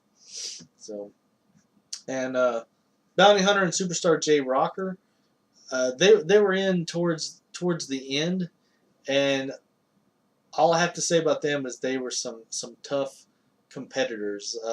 After you had a match with them, like, you felt it the next day. It was great. Great superstars there. The Bounty Hunter definitely didn't pull any shots. No. If you got kicked in the face by the Bounty Hunter, you got kicked in the face by the Bounty Hunter. Make no mistakes about that. He didn't believe in going easy or having mercy on anybody. And a lot of great matches myself. I did several matches one-on-one with the Bounty Hunter. And the Bounty Hunter was such a big guy. I mean, when you're talking about wrestling maneuvers, how are you going to pick up someone that outweighs you, by 150 pounds and give them a suplex? Yeah. So, you have to change your whole strategy for the matchup. The only thing that you can do is work on your endurance. I'm a little younger. I'm in a little better shape than the Bounty Hunter. I have more experience. So you can't really rely on your strength. You rely on your years of training and your thought process of what you're able to do. So you really don't out-wrestle someone like the Bounty Hunter. You outthink someone like the Bounty Hunter. Superstar J Rocker, one of my favorite tag teams during the later years. When J Rocker first came in, he was actually teamed up with Grimskull, the Skeleton Warrior, as the tag team known as the Dreamwalkers. And they were former DSW World Tag Team Champions. And J Rocker was always on the second step towards the top, but never able to get to the very top in the main event to become world champion. But he had several reigns as the television champion. He was a former tag team champion. J Rocker was a very interesting superstar. And it looks like the Midnight Creeper and Azrael walked away with the victory. I think we were in the backstage at this Right, point. right. I think we actually show up later for some stuff, but at this point, yeah, I was in the background somewhere. So in our 18th match of the night, we saw Money Man, Joe Fortune, and Billy Bob, which we've mentioned Billy Bob previously, going up against the Canada Boys, Terrence and Phillip, for the DSW Tag Team titles. This was just a very interesting group of competitors. You know, the Canadian Boys, Terrence and Phillip, they brought the Canadian style of wrestling down to the pay-per-view events. You know, just full of talent. You know, these are guys that maybe wasn't the bigger stars of the show. You know, that maybe wasn't the main eventers, but you know, they were definitely brought something to the table that us guys, you know, couldn't bring. You know, they brought just charisma beyond. I mean, Terrence and Phillip, they had such a catchy gimmick. You know, they would show up wearing their South Park T-shirts, you know, to kind of connect with the younger crowd. And I mean, they were fun to watch. You know, Joe Fortune come from that Fortune family. You know, just rich beyond rich. You know, Forbes magazine owned by his parents. And basically, the whole Fortune 500 industry, you know, is owned by the Fortune family. You know, and to see someone with that upbringing, you know, the finer things in life, to team up with, you know, someone like Billy Bob was just interesting. But these two connected. I mean, they were real life best friends. It didn't go very far, but I mean, you know, at one point they were working on a CD, making music together. They actually sung the song on one of the DSW pay-per-views a bit. And I mean, it was just incredible, an incredible time. Famous for their dance off and musical numbers. They were awarded when the DSW tag team titles were made. They were awarded the titles by Savior. Yes, that is true. Savior gave the championship to Billy Bob. Billy Bob and Joe Fortune was recognized by the DSW Championship Committee as the first DSW World Tag Team Champions, and it went on from there. And really, I mean, you can think of all the talent that was there during that time period. And but as far as a cohesive unit, besides probably, in my mind, the triple threat of Jack the Pumpkin King, the Razor, and Grimskull, I mean, Joe Fortune and Billy Bob was, you know, the most cohesive unit. You know, these guys were real life best friends. And on paper, you would look at it and say this tag team wouldn't work, but they made it work. And yeah, they were one of the top tag teams in the DSW. Terrence and Phillip, they didn't make too many appearances, but I gotta say their entrance was worth waiting. Yes. That was a good entrance that they had. But Joe Fortune and Billy Bob, it was really no surprise in this match. Joe Fortune and Billy Bob would walk away with the DSW Tag Team titles once again. Yeah, and you know, I don't think it came as a surprise when Joe Fortune hit the price check on Phillip and got the 1, 2, 3. But just to see Billy Bob celebrating with his theme music on, and seeing some of the Bob family in the crowd. I mean, it was just an amazing experience, and I know the fans really loved being there last night for that. Yeah, and I talked to Billy Bob, you know, backstage, and he's like, "Well, I'm tag team champions again," and I'm like, that's great, man. I'm proud for you. And then he started talking about possum salad or something. I'm like, look, dude, I gotta run. Yeah, and speaking of that, didn't mean to interrupt you, but actually I heard from Billy Bob this morning. He sent me a text, said that he was on his way to the Smoky Mountains, that he was going to visit his cousins, the Hatfields, and was going to show up at the Hatfield and McCoy dinner show tonight for a live appearance. So, you know, if you happen to be out there, you know, you definitely don't want to miss seeing Billy Bob there live. Awesome possum. Awesome possum. And in our 19th match, we had Master E going up against Chaos in a singles match for the EPW World TV title. And if there's a wrestler deserving of a title shot, it's Master E. And Chaos, you know, Chaos was one of those guys. He would show up. Overdose usually brought him over. He would show up and he would have a match. His win-loss records, it wasn't really that great.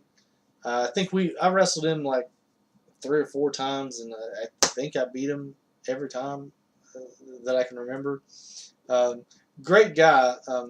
You know him as John. Mm-hmm. A great guy, but he just, he was there, but he wasn't a consistent factor. Um, and Master E, Master E would be there day one. He's a guy that he would show up, and he just wanted to watch it and be a part of it. And one of my best friends, I don't get to see him all that often, but shout outs to Udale, Master E. And it looks like Master E walked away with the EPW World Television title. I was definitely glad to see that progress last night. Like Trav just talked about, Master E was a big part of the early days of the LAW, especially when we transferred from the smaller arena and transferred to Lane Stadium. Like Trav said, Udale would show up. He would travel for hours to be there, and maybe be on TV for 10 minutes. But he was so humble about everything, had a great heart. Definitely someone that deserved more than he got, and that is a shoot. And I'm being straight up with you about that. I never had the opportunity to have him show up in DSW over the later, the course of the years that the DSW Federation was running strong, and I always regret the opportunity of not doing more or going out of my way more to get him to be on the shows, because he definitely deserved more than he got. Very humble guy, and I was proud for any opportunity that I got to share TV time with him. It's kind of like Scott Hall was never world champion, right? Right. And it's kind of like in that same vein where he was deserving of the title, and for whatever reason didn't get it, but he has a chance in the DSWI. If he makes it to there, that he has a chance to go for the world heavyweight title. Interesting fact, as we're talking about Master E, one of my fondest memories was when I made my return. Well, I guess my first appearance in EPW, but when I made my return there, I believe it was in 2001. Actually, Master E was doing a match with the Trav, if memory serves me correctly, and I come in and I attack him to make my return. And, that was a big moment, because once again, I was sharing TV time with the Trav, who was, my neighbor at that time period, and getting to share a little time with Udale, who was very underrated during his time in the wrestling federations. Yeah. We didn't tell anybody. Master E, I think I told him, like, something's going to happen at this point. I didn't lay it out completely. So that part where he turns around and he's like that was all legit, man. It took everybody by surprise, and I wish I could have I wish I could do that again on a daily basis. That was just great. That was good TV. That was a big moment, and I know we got a lot to discuss, but if I can just mention that for a minute. I had been gone from the federations for I think around 2-year time period, and things had kind of changed the atmosphere of the neighborhood and the community, and things going on behind the scenes, and we had laid the foundation for my return, and it was just a big moment. I know it was a big moment for me. It was a shock to some of the other guys, but even though I don't think my match was very good on that show, just being back in the broadcast and just getting to be part of the atmosphere again was really something big. And as we fast forward several years into the future, it was kind of like when the Trav made his return after about that same time period, around a two-year time period that he was away from Darkside Wrestling. When he came back at I'm trying to think of the name of that pay-per-view event. I think it was Forbidding. Yeah, it was Forbidding when the Trav made his return, and the way it all played out.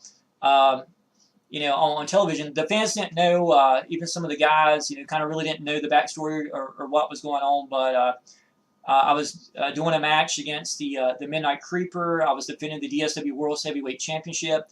Trav runs out. So anybody that knew our history obviously thinks that Trav's coming out to jump me. But lo and behold, he grabs the Midnight Creeper and gives them the crossroads, and I put them in the fade to black and get the 1, 2, 3. And we shocked the world at that time when the two big forces of the federations. It's no secret that Trav was behind the LAW and EPW. He was the brains and set everything up, and I was the commissioner and the brains behind DSW, and we finally tied them together, and for the first time became a tag team on television, and it was a big moment.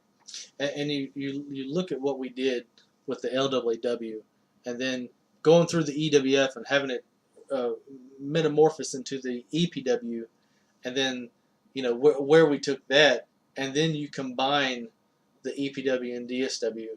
I mean, it was great.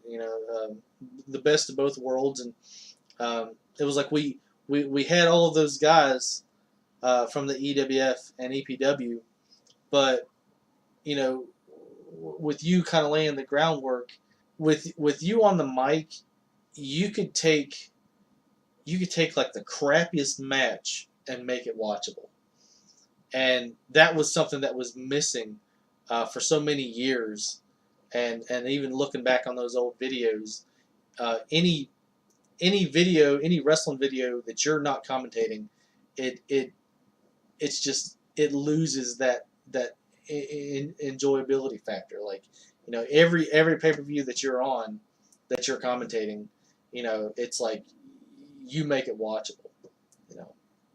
I can't give this guy enough praise for what he does, for our shows. Thank you very much, Trav. And I take a lot of pride in doing that. But make no mistakes, it is a group effort. I mean, you have to have the right people, the right atmosphere, and everything has to go together to produce the show. There's a lot of stuff that goes on behind the scenes that the average person watching the pay-per-view or the videos or the DVDs don't understand. But we take the good with the bad, and we went on, and it's great because this guy right here was beside me when we started back in 1998. We got the idea from some buddies of mine from West Virginia, and we took their idea and we just took it to the next level, and it has exploded over the last 20 years. And now with the new technology, the new media that we have available, now we're taking it beyond that. Oh, yeah. And having you on the booking committee, for DSW, having you be a part of that, just to give you an idea, an example of how streamlined the DSW was, EWF or EPW pay-per-view would take, it was like 6 hours to record maybe an hour or an hour and a half worth of footage. DSW, like 4 hours to record 3.5 hours worth of footage. Like, it was very streamlined. We didn't waste a lot of time. We knew what we were doing. We had everything listed down, and it's because of this guy.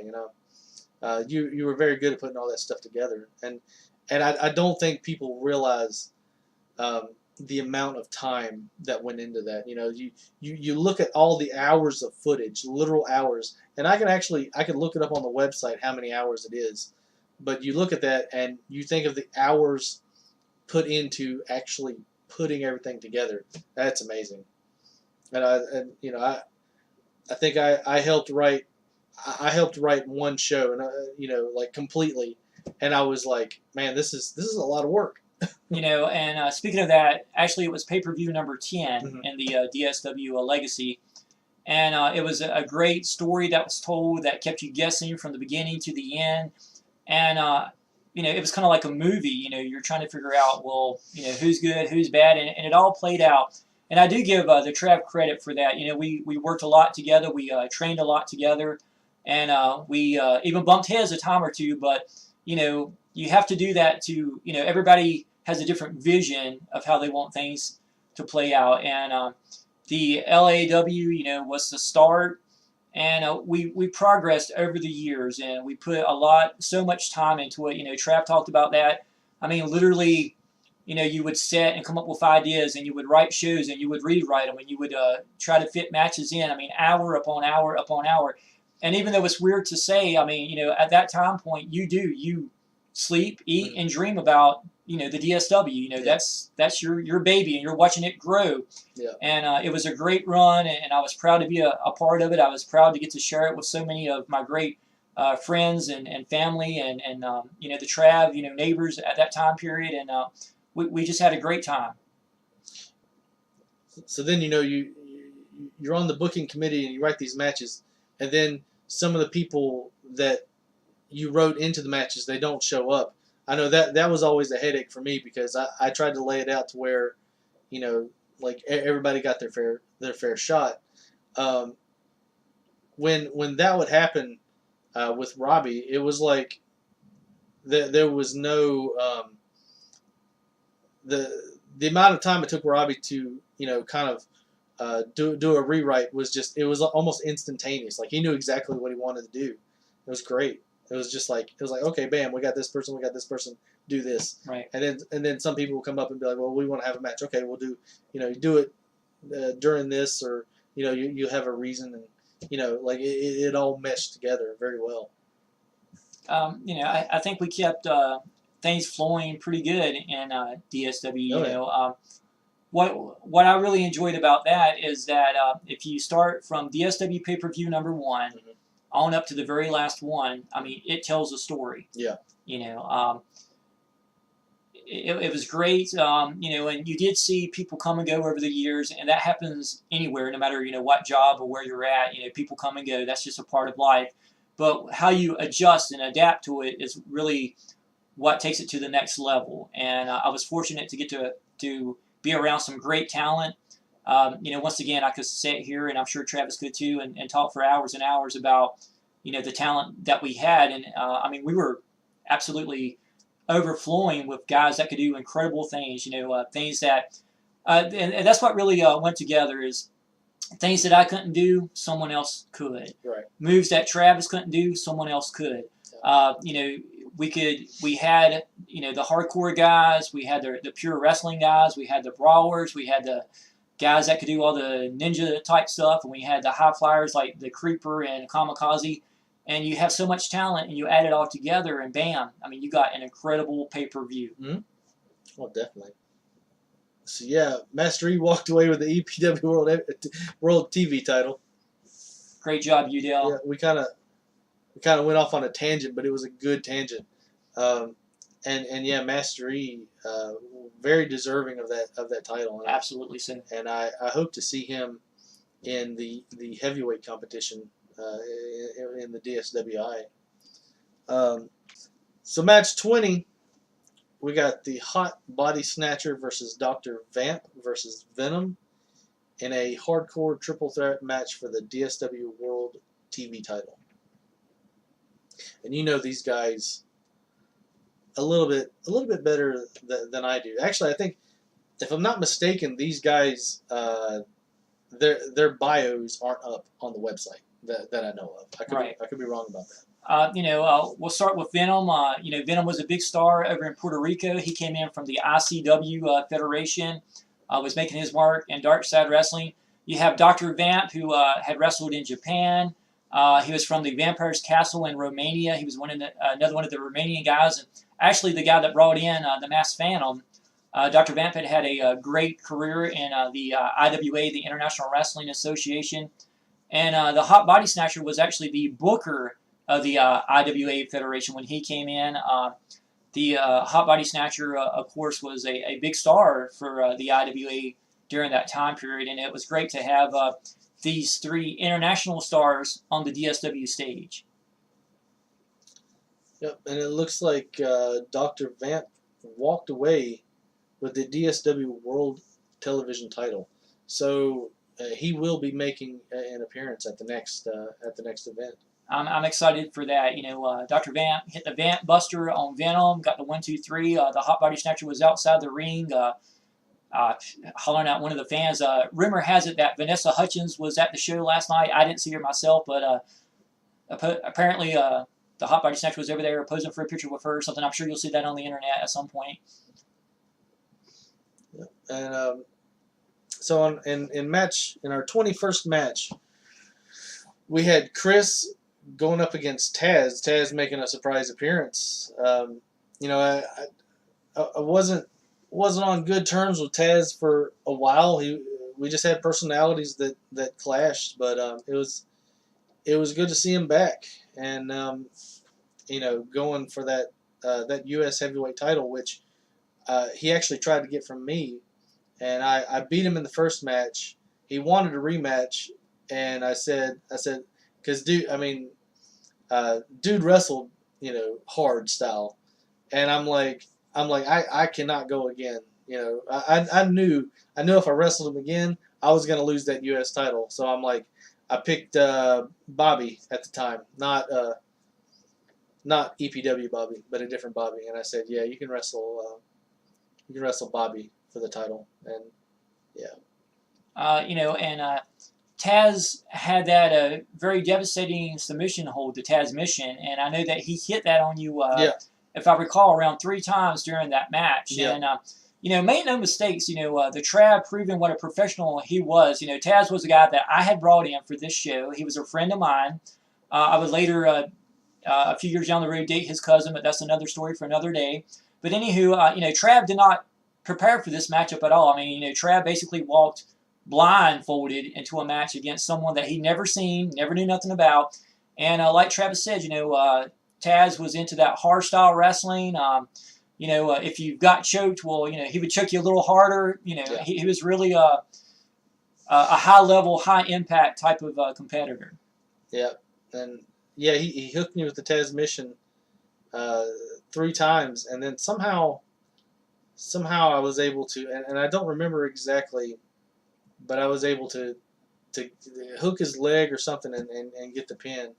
And of course, he wasn't happy about that. Not at all. And you got to remember too. Let me touch on this for a moment. The early days of the LLW, the wrestling rules was a little different than what it transferred into.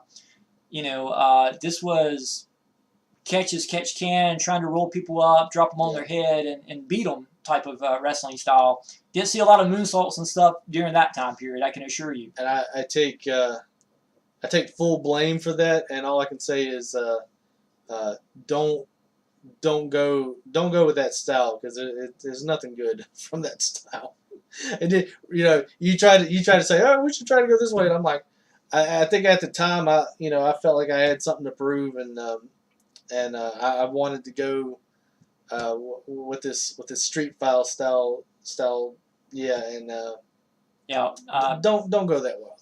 The UFC and all that was really extremely popular during that time, and that's kind of the basis of how it was. And as Travis just allured to, I mentioned a different idea, but at the time, Travis signed the paychecks. I was on his TV, and I was going to do what I was told to do. And so it was just a different time period during the early days. You make mistakes, and you learn from them.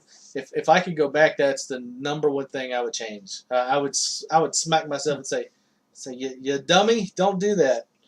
But Taz was going up against Chris, which Chris was brought in by Master E, and I remember Master E told me, he's like, yeah, I got this dude that wants to wrestle with us. Can I bring him in? I'm like, yeah, sure, because back in the day, that's just how it was. People be like, oh, I want to bring this dude in, I think at one time we had like 20 some people at one event. Right. But Chris shows up, and you're looking at him, and you're like, okay, he's in a little tone, but I mean he doesn't look all that intimidating. And was his first matchup against Mr. Friday Night? It was. And so Mr. Friday Night was our big dude, right, in the Fed. Chris looked about average, and then Chris just goes up and picks Mr. Friday Night up and scoop slams him like he's nothing, and we're all like, like what just happened? So yeah, Chris was a surprise powerhouse. I think Master E did that on purpose. He's like, I got a guy that's gonna be on my team, but yeah, he didn't make too many appearances, but yeah, a surprise victory for Taz in this match. I guess Chris must not have as much experience getting out of the Taz mission. Taz mission, yes. Yeah. And Chris, I'm sure you're watching. You probably already got back to your home now. You're watching us here on YouTube as we discuss these matches. And all I can say, brother, is just break out the old LAW pay-per-views, and maybe you can learn how to get out of that. And who knows, maybe next time you'll get the 1, 2, 3. I was a wirely fella back in the day, and I was pretty decent at getting out of submissions, but the figure four, Woo! the figure four that you could hook, man, yeah, there was no getting out of that. And I thank you for saying that. And once again, as we're talking about Chris, big dude, but I want to go on record. This is a shoot. He never beat me or the trap. Just go ahead and write that down. Yep. And so our 22nd match, we had Savior going up against Hoofbite, and I know these guys really well. You know them from the DSW, right? They started off. They made their appearance in the EWF, which later became the EPW. But here they are going for the EWF United States Heavyweight title, and Hoofbite, formerly Da Bomb, and he called me up one day, and he's like, yeah, man, you misspelled my name on the website. And I'm like, huh? And he's like, yeah, you put The Bomb. He's like, I'm Da Bomb, DA Bomb. And I'm like, oh, okay, I can fix that. So yeah, we brought him into the DSW, and I'm like, you want to keep your name Da Bomb? And he's like, no, I'm thinking about changing it. And I'm like, what do you want to call yourself now? I want you to call me Hoofbite. All right. So then Hoofbite, he went, and he didn't make too many appearances, but he showed up, and always a good competitor in the ring. He could do backflips, back when he was like 12 or 11 or 12. I mean, he was very young when he started wrestling with us. He really was, yes. But he kept up with some of the bigger dudes, and I have a lot of respect for him. I talk to him quite frequently still. So, but he's going up against Savior. And do you have any words? Do you have any comments about Savior? Savior was brought into the DSW after having a very successful run in EPW. Savior would actually go on to be the DSW World's Heavyweight Champion. He had a very devastating maneuver, the Savior Bomb. Another powerhouse, one of them guys that, didn't pull no punches. He kind of reminded me of wrestling Mike the Bounty Hunter. If you got kicked by Savior, you knew you got kicked by Savior. Make no mistakes. And Hoofbite, I remember him coming into the DSW, my first meeting of him. Funny dude, weird theme song, strange name. Half the match I called him, something totally different. I didn't know what was going on, but had a good attitude, and I did enjoy his appearances on the DSW shows. Savior just had a little more power, a little more training, a whole lot more experience, but I think it was another one of them shocks. Sometimes in wrestling, anybody can beat anybody on any given night, and that's what happened last night. Hoofbite got the victory over the Savior. Definitely, and you talk about moves that have high risk moves. Savior had this move where he would jump from the outside of the ring, into the ring, and then do a flying leg drop. Right. And there was at least one or two times where that backfired on him, where he lost his balance and he completely fell off the ring. And you don't want to see people get hurt, but that was hilarious. It was, and as a matter of fact, that also happened on the DSW show. Yep. When Savior come running full force and was going to do his flying leg drop like Trav just mentioned there, and as he jumped up on the top rope, he lost his balance and fell backwards. And he's going too fast forward, so he compensates by pulling backward, but he pulls backwards too quick, falls off. Yeah. It happens. It happens to everybody. Speaking and so Hoofbite took the win. No big surprise. I mean that match could have gone either way, but no big surprise there. EWF United States Heavyweight Champion Hoofbite. And speaking of botches, one of my favorite botches. It's funny watching. I was in a match and I forget who was in. I know Lucas was there, and he goes to throw me out of the ring. Well, right before that, I had done something to my big toe and it like locked up, so I didn't want to land on it. So there's this moment where he's throwing me out of the ring, and I stop right at the end of the ring, and then I hop out, and it's a very funny thing on video, and I'll never forget it. And then afterwards, he's like, why did you do that? And I'm like, yeah, something was going on with my toe, and I was afraid to jump on it. And I could be wrong, but I believe that was pay-per-view number 8. It was actually a battle royal, a Royal Rumble type event. And as Trav said there, Lucas was getting ready to throw him out, and he just kind of locked up. It was very interesting. At that time, us in the broadcasting booth watching on the monitor really didn't know what had went on. Yeah. And it made for great. That's the thing. You're on live TV, so whatever happens. You catch some funny moments, you catch some weird stuff, but it makes for good television. There's a funny story about Kamikaze that was in a match. And I know Blade, he was wrestling Blade, and then all of a sudden, he jumps out of the ring and takes off running up the hill, and I'm like, what just happened? But I won't tell you what happened, but it's hilarious. One of those instances, one of those funny stories. But I'll never forget that. That was funny. No accidents, but almost. There you go. Yeah, live TV, folks. Yep. So, match 23, Steve Stryker versus the Iceman, and again, I've wrestled a couple times in this pay-per-view already, and this was a singles match for the DSW United States Heavyweight Title, and I guess the previous matches did their toll because Steve Stryker actually walked away with the DSW United States Heavyweight Title. What can you tell me about Steve Stryker, Robbie? Steve Stryker, Triple S, Sinister Steve Stryker, as he's known to a lot of fans.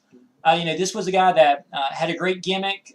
He came in to start with playing kind of like the psycho crazy person, and if you remember the early shows, and unfortunately I don't think you were there during that exact time period, Trav, but he come in with stuffed animals, and he would pet them and had this crazy voice, and which is all this crazy psycho type stuff, and what Steve Stryker, he had a great gimmick, and Steve could back it up in the ring. He was a DSW United States champion. He became the DSW World Heavyweight Champion, and Steve could take it to the extreme level. As a matter of fact, as we're talking, I remember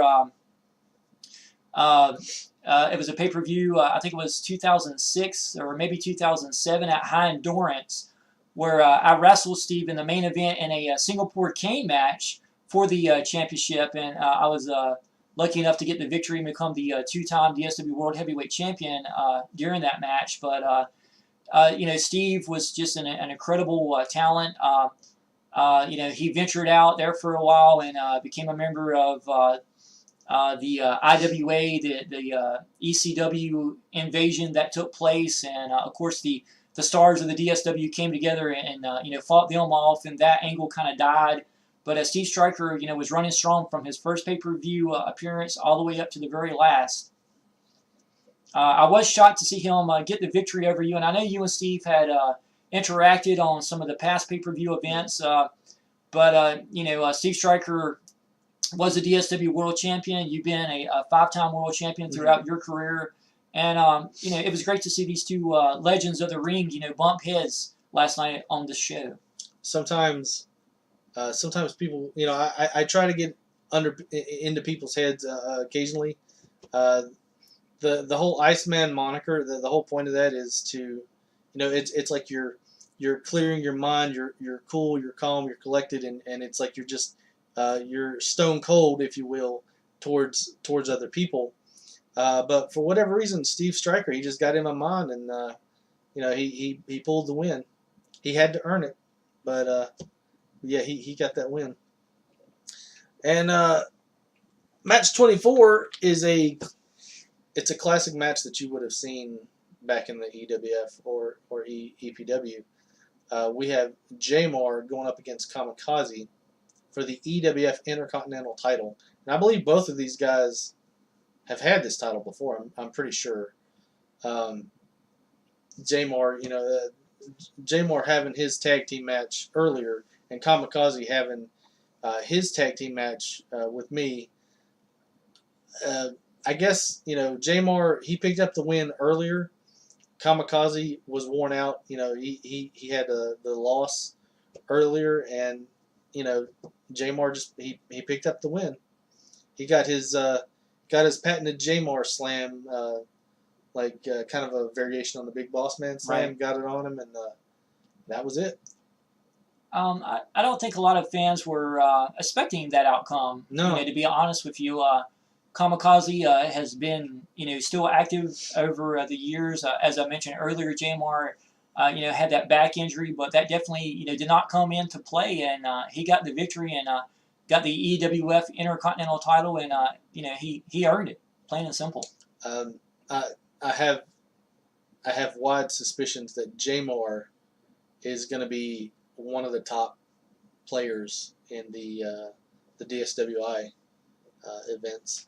And of course, Kamikaze. You can't have an event without Kamikaze, but I definitely think for Jamar, it's like it's been a while, and he wants to make a return to force.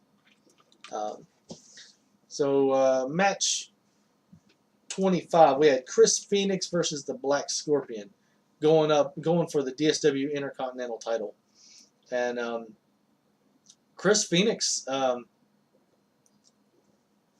I really liked him. He seemed like a cool dude. Would you did you think he was kind of a chick magnet? Just the way he carried himself. He just seemed like once he left, he was out in the back partying with a bunch of blonde headed babes. I don't know. Definitely. The one thing I really remember about Chris Phoenix, and I know this is going to sound a little weird, but just hear me out. He always had that look like he was doing a Vidal Sassoon, hair shampoo commercial or something. I mean, he just flowed. Yeah. I mean, just that kind of rock and roll, wind blown hair look, and Chris Phoenix definitely portrayed himself. You talk about over the years, of the Trav being a big superstar. Me portraying, the Rockstar lifestyle. Well, Chris Phoenix added both of them together and took them to the next level. I mean, this guy really thought that he was a superstar, and he lived and breathed it 24/7. Definitely. I never had a match against Chris Phoenix. I talked to the booking committee, and they were just like, for whatever reason, that's just not possible. But I wish I could have gone up against him. Oh, that would definitely been, in the archives of probably one of the top matches in the DSW, the Trav versus Chris Phoenix. So Chris Phoenix, once again, such a chill dude, always partying in the back, signing autographs, posing for pictures. And, this was really before cell phones had become real popular. Everybody and their grandpa now has a cell phone that has the camera on it. But back then, you had the old-fashioned cameras from Walmart and Target. But Chris would stand out there, all day, posing. And if you were a blonde chick, like Trav said, he would take 3 or 4 pictures with you. Yep. And he wasn't bashful about it at all. And what can you tell me about the Black Scorpion? The Black Scorpion, another one of them competitors from south of the border in Mexico, a legend down there. I could sit and talk about some of the great matches that he had with Psychosis, with Juventud Guerrera, with the late great Eddie Guerrero, and I could just keep going and going. But the Black Scorpion, we were fortunate enough to get a deal. He came up for a few shows, and he was fun to have around. He had a real catchy theme song, and I think even the fans that really didn't know a lot about the Lucha Libre style of wrestling or the Mexican version of wrestling, which is a little different than here in America. But, he caught on, and he became pretty popular pretty quick. I miss those old WCW pay-per-views with the Lucha Libre and, Yes. and all the high flyers and stuff like that. I miss that a lot. I think we all kind of took that for granted back in the old days. It's no secret, Trav and myself were next door neighbors. We watched a lot of wrestling together, a lot of nitros, a lot of pay-per-views. Trav actually had pay-per-view parties back in the old days, and you know, when the Lucha Libres come out, you know that was when we got pizza or went after more Mountain Dew. You know, we were waiting to see Sting drop down from the ceiling and hit Hulk Hogan with the ball bat. You know, we were waiting to see what Scott Hall and Kevin Nash were going to do against the Steiners. You know, stuff like that. And we really took the Lucha Libres for granted. I mean, they had such great wrestlers that at that time, even as a hardcore wrestling fan, you know, we really didn't appreciate 2 years later. Yeah, and now nothing on TV. Nothing on American TV really compares to that. Absolutely. So, which, spoiler alert, we might do a video talking about the current state of wrestling sometime in the future, if you feel like it. I tell you what, folks, YouTube fans, you definitely don't want to miss that one. Yeah.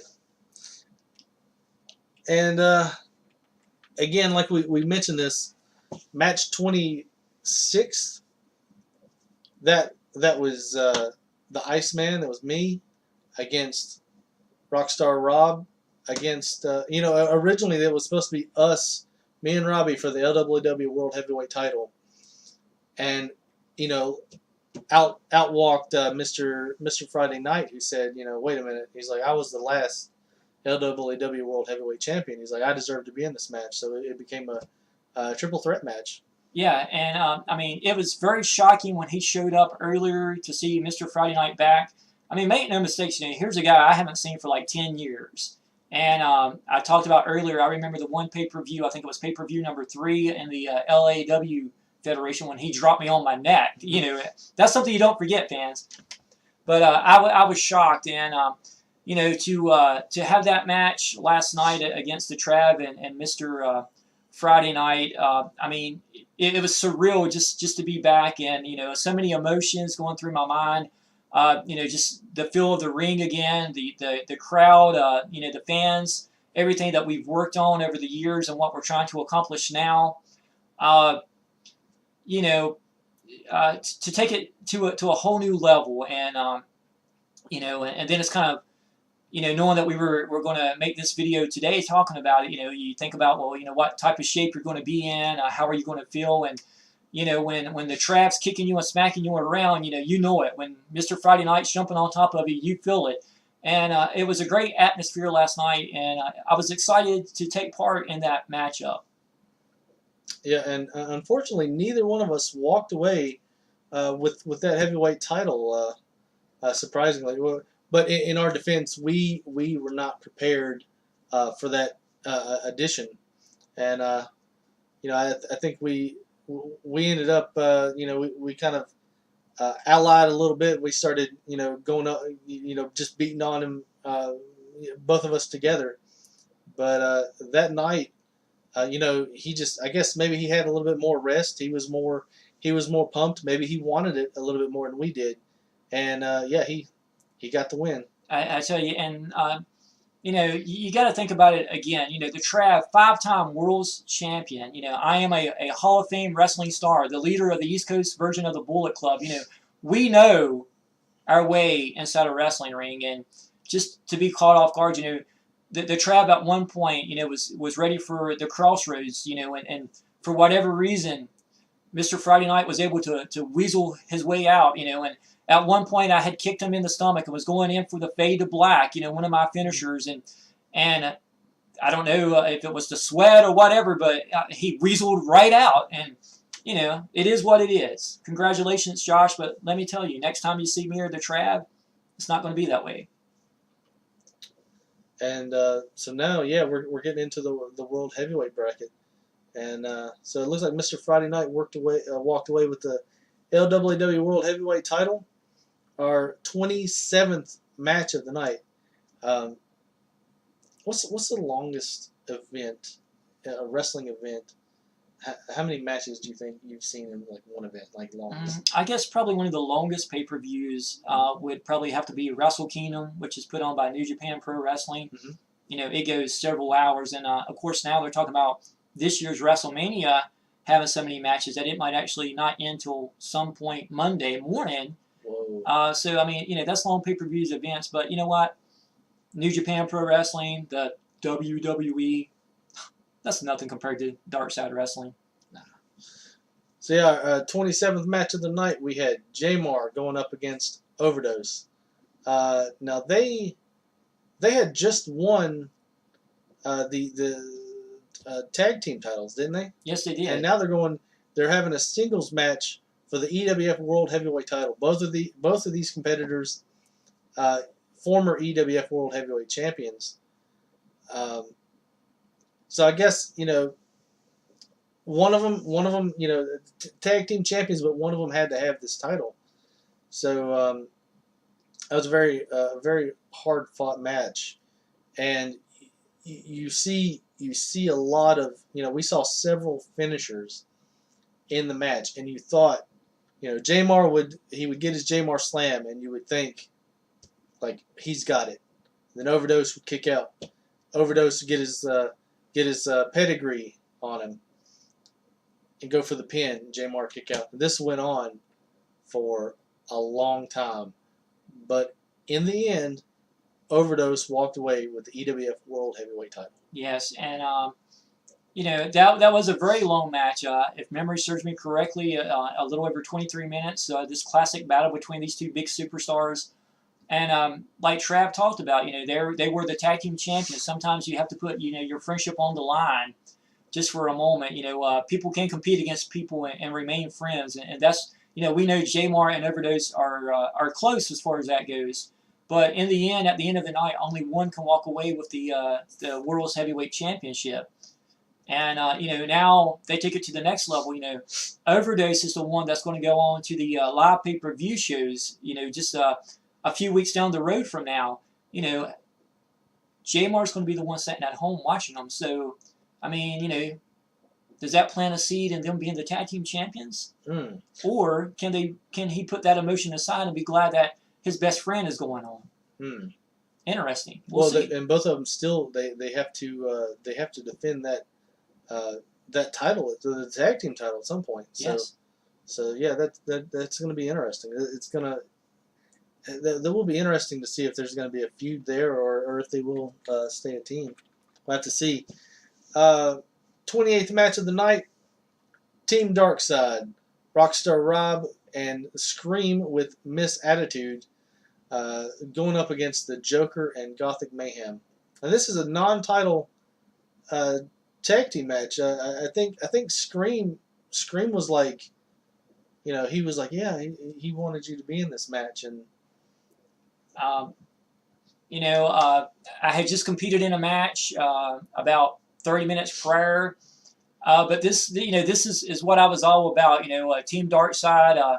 Obviously, when Darkside Wrestling was going, Team Darkside took the moniker. It was basically the name of the federation, and throughout the course of the pay-per-views, we were always there. And speaking of that, I'm going to pat myself on the back for a moment, along with Scream, because Scream and I were the only ones that were on every DSW show. We were on every pay-per-view. We was at every house show, every DSW Nitro. Me and Scream was on it. So, and arguably, and I think Trav would agree with us, and we'll put our egos in check for a moment. Scream could arguably be the biggest Darkside Wrestling superstar. And I'm glad you mentioned that, because since a lot of our pay-per-views are hitting YouTube, and there's been interest in them, Scream has gotten we've gotten a lot of feedback for Scream, and apparently, as popular as he was in the DSW, I think he's just as popular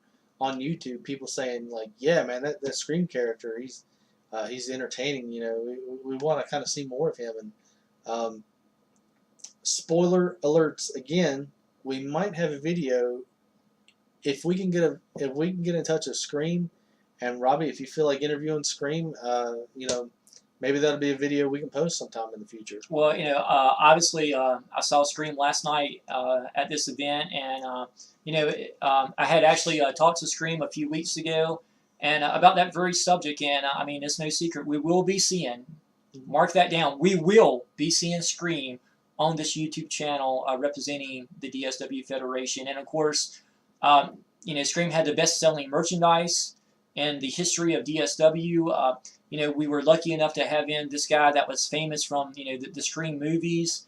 had been a star already in the IWA, to come in and Scream had a great career in DSW, being a two-time world heavyweight champion, and of course Miss Attitude Courtney was able to come in, and we did a lot of great gimmicks and stuff with her over the years, and I was fortunate enough to get to appear on TV with the Pretty Blonde Girl, and we just had a lot of fun. But take nothing away, Gothic Mayhem came in, and he was a guy that had a lot of charisma, a lot of high-flying skills. If you remember his ring entrance, he would run out and do the flip over the top rope and land in the ring and all that cool stuff. And, of course, the Joker, at that point when he came in, a little backstory, I think a lot of people already know this. He was a big star in IWA, the International Wrestling Association. His contract was coming out. He had a falling out with the promotion. And he was someone that I had knew, and just casually one day he said, is there a spot for me, maybe in the DSW? So we brought him in. He was signed to a contract, and he was a former three-time IWA World Heavyweight Champion, part of the Dark Carnival, along with Ozzy Darkness and the Outlaw Casey Jones and the Lost Soul. That was a big group there, and to be able to steal one of their talents away, was a big feather in the cap of Dark Side Wrestling at that time period. Definitely. And when the episode when Scream he threw Alana off of the roof, that has gotten a lot of feedback too, and so Scream, when he first started off, he had kind of a mean streak, and that, of course, like he was still, a great competitor in the ring, but you didn't really see too much of that mean streak. You'd see him backstage and stuff, and of course there was like run-ins and stuff, but I will remember that when the throwing her off the roof. That was a big moment in DSW history. It really was, and Scream has such great appearances on just about every show. If you whether it be the interviews that Scream gave, that was always catchy and funny. The early shows with the dance-offs, his wrestling skill. Scream was definitely a legend at that time period, and the pay-per-view, like you just mentioned, where he threw Alana off the roof, and it was good stuff. It was good stuff. And if we're going to shoot about it, ever since that happened, Alana was never right. I think that really messed with her psychologically and emotionally, and Yeah. And yeah, it looks like Team Darkside, you and Scream with Miss Attitude picked up the win. Yes, we did. It was great. The way the match ended last night was just really perfect. Miss Attitude got the attention of Gothic Mayhem, and as Gothic was walking over to her side of the ring, Scream just flew over the rope, come out of nowhere, gave him the stab, picked him up, threw him over to me. I gave him the perfect 10, and 1, 2, 3, it was over. Me and Scream walked out. Team Darkside got another victory, and it was great to be on TV to be in a match with Scream, and I know me and Scream will be on television again really, really soon. And Scream, I know you're sitting at home watching down in Woodsboro, North Carolina. Shout out to you from the Traveling Myself, buddy. It's for life. Don't ever forget it. Sweet. Match 29, we had Blade going up against Kamikaze for the EPW World Heavyweight title. Both of these guys have already had matches for tag team titles. Blade and Onyx, of course, they picked up. I think it was either the EW. No, it was the EPW tag team titles, I believe. And Kamikaze, he's had multiple matches, and so they went at it. And this was a match that you would have seen late into the EPW era. They were always having matches, and some of them they had a match, in a barn, and it was a very brutal match.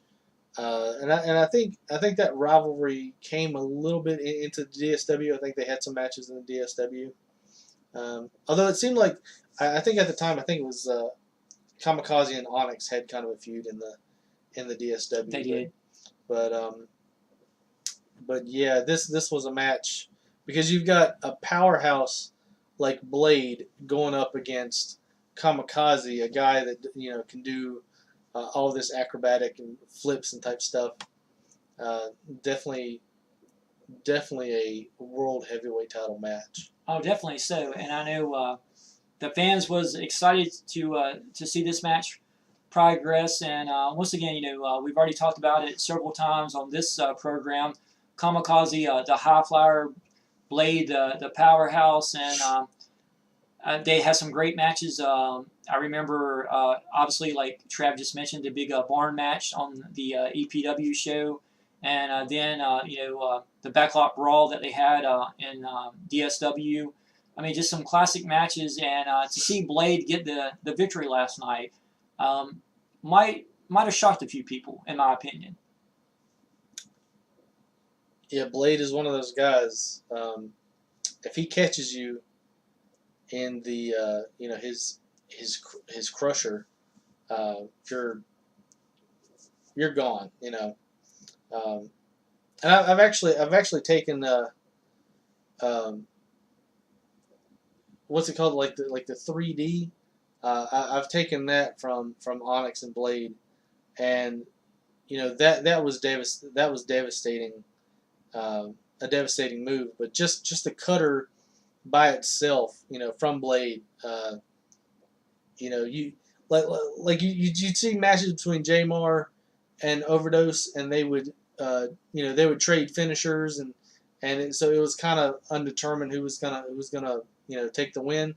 When you saw Blade get the cutter, that's it. Absolutely. It's like game over. Absolutely so. And he walked away with the EPW World Heavyweight title. Both of these guys, former EPW World Heavyweight champions. I actually won my EPW World Heavyweight title. I won from Kamikaze. So,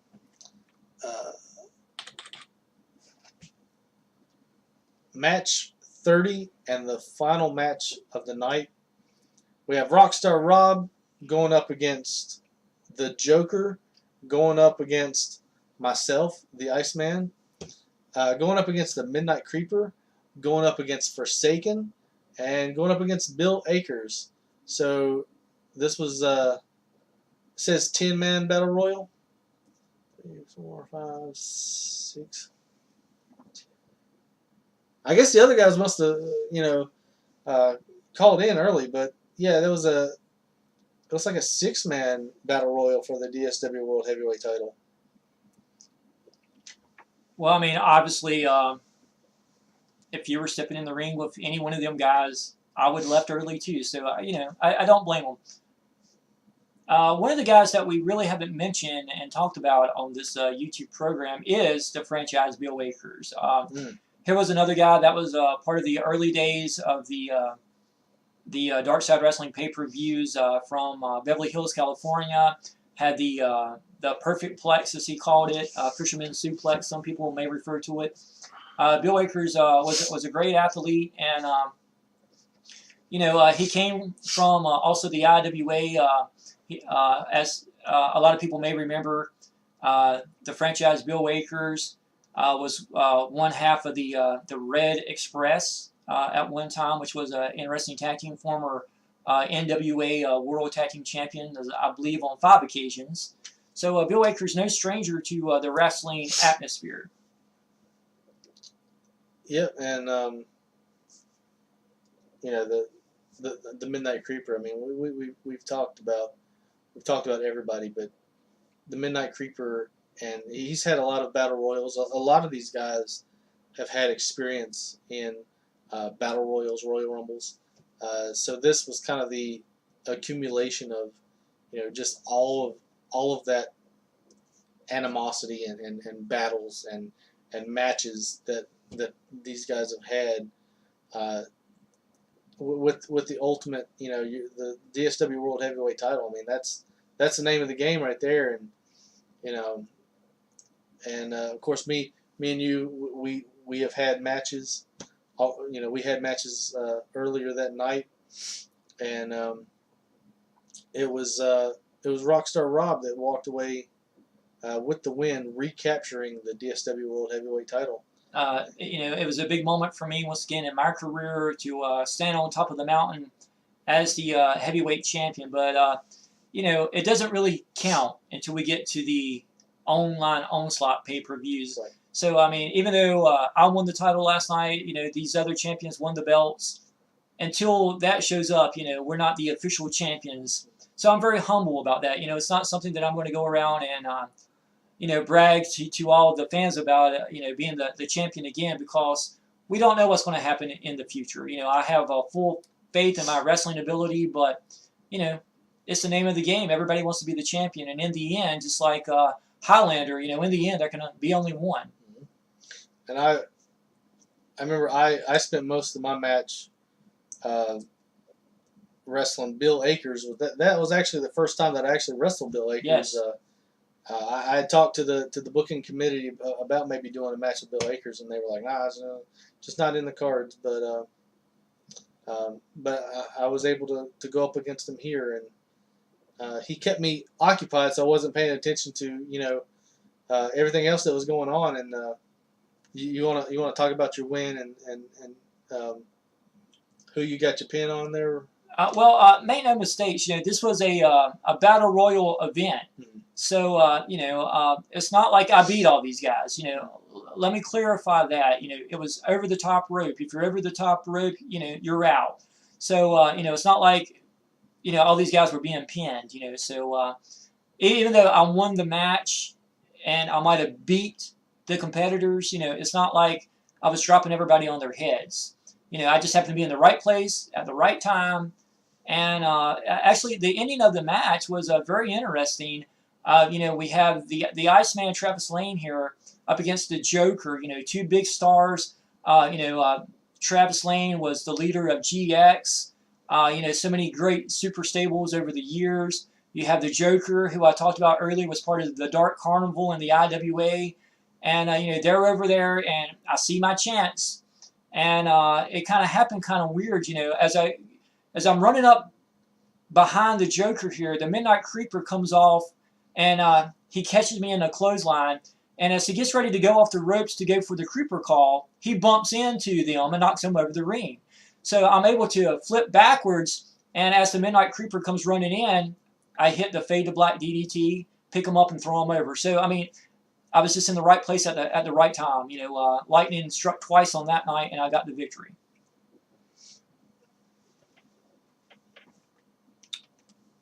And so that was the entire pay-per-view, and it looks like that Mr. Friday Night walked away with the LWW World Heavyweight title. Taz walked away with the LWW United States Heavyweight title. Mr. Friday Night and the Crush walked away with the LWW Tag Team titles. Doug walked away with the LWW Cruiserweight title, and Rowdy got the LWW Women's title. You want to take the EWF? Sure. And then as far as the EWF Federation goes, we saw the World Heavyweight Championship captured by Overdose. The EWF Intercontinental title was captured by Jamar. The EWF United States Heavyweight title was won by Hoofbite. The EWF Tag Team Championships was captured by Overdose and Jamar. And then the EWF Cruiserweight Championship was captured by Unknown II. Yeah, so it looks like Jamar and Overdose, I didn't realize this, but not only do they have the EWF Tag Team titles, but they also have the EWF Intercontinental and World Heavyweight title as well. So they're stacked, man. They got a lot of titles there, and it looks like Blade walked away with the EPW World Heavyweight title. He's held that title multiple times before. Master E walked away with the EPW World Television title, which I think he's had before. I have to check that. And again, Blade and Onyx, the Dark Angels walked away with the EPW World Tag Team titles, which I'm pretty sure. I don't know if they had the EPW Tag Team titles before, but I know they had the EWF. So Blade, he's got the World Heavyweight title, the EPW World Heavyweight title, and the EPW Tag Team titles. And Justin Payne walked away with the EPW Hardcore title. So that's a good roundup for the EPW, I think. Absolutely. And then as we go to the Dark Side Wrestling group there, the World Heavyweight Championship was captured again by me, Rockstar Rob, last night. The DSW Intercontinental title was won by Chris Phoenix. Then the United States Heavyweight title was won by the Iceman Travis Lane, which makes his third time with that championship. Sweet. Then the DSW World Television Championship was won by the Medica Blood Transfusion, Dr. Vamp. The World Tag Team titles recaptured once again by the first ever champions, Billy Bob and the Moneyman Joe Fortune. Lucas walked away with the DSW Hardcore title. The DSW World Cruiserweight title was won by Ray. And the DSW Women's Championship was won by the Tough Adder. And all of these champions at the next event, at the next pre-show, these guys are basically going to be like all of the world heavyweight champions are gonna wrestle for each other. There's gonna be a lot of three-way matches, I think. Actually, four-way matches. So all the world heavyweight champions will be wrestling each other. All of the intercontinental champions will be wrestling each other, and so forth. There's going to be a four-way tag team match, which I can't wait to see. And so every champion, they're going to be wrestling for the titles, and the titles are it's basically going to be a unification, but it's a unification by victory. So it's like the victor is going to get, instead of getting the LWW, EWF, EPW, DSW title, they're getting the DSWI title, which represents all titles. Right. So, and that will be next time, and I can't wait to see that. It won't be quite as long as this one, because this one there was a lot of champions, a lot of people we had to go through. Some of these people that made appearances this time, they probably won't be showing up in the future. And then again, they might. It's all in how the story plays out. So how the game plays out. So any comments? I'm just excited to see all this progress the way that it has. The outpouring of support from the fans once again. To see people talking about wrestling in general. To go out on the streets and to be on tour and see the resurgence of the DSW T-shirts. To hear people ask about, hey, when's the Midnight Creeper going to wrestle Overdose? When's the Trav going to be in the ring with Scream? When are y'all guys going to be a force? What's going to happen? Everybody is interested to see what's taking place. And I know Trav's been getting a lot of emails and a lot of texts and a lot of Facebook messages. And I mean, we're excited. I'm excited, and I cannot wait to see what the next few weeks, what the next few months brings for this federation. Definitely. And as a side note, I know that the new Mortal Kombat game is coming out on the 23rd. Yeah, new Mortal Kombat game. Mortal Kombat 11 comes out the 23rd of April. And actually, there's going to be videos on our channel starting April 15th. There'll be a video of me playing the original Mortal Kombat for the Super Nintendo. And every day after the 15th, there'll be another video of me playing another Mortal Kombat game. So the 15th is Mortal Kombat 1, and then the 16th is Mortal Kombat 2. And it's going to go on until the 23rd when Mortal Kombat 11 comes out. And so yeah, I played through all the Super Nintendo Mortal Kombat games. And then I played Trilogy and MK4 for the N64 and the PS1.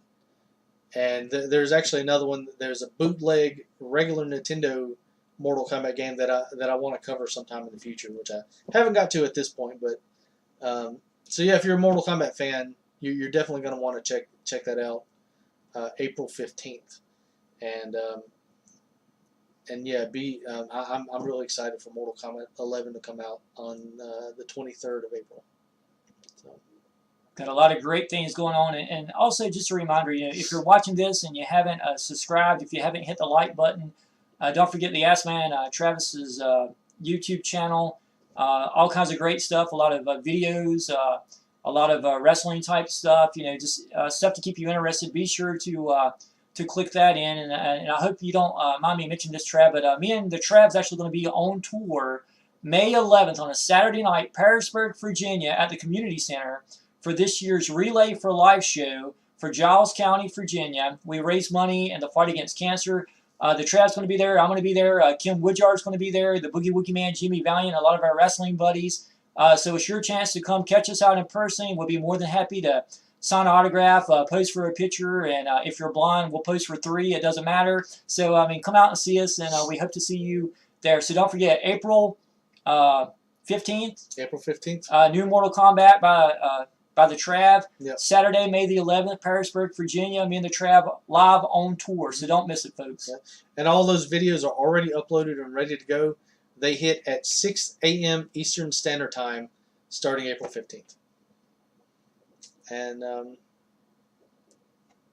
we want to thank everybody for watching this video, and you should stay tuned for more wrestling content. Absolutely so. The preceding announcement has been paid for by Dark Side Wrestling.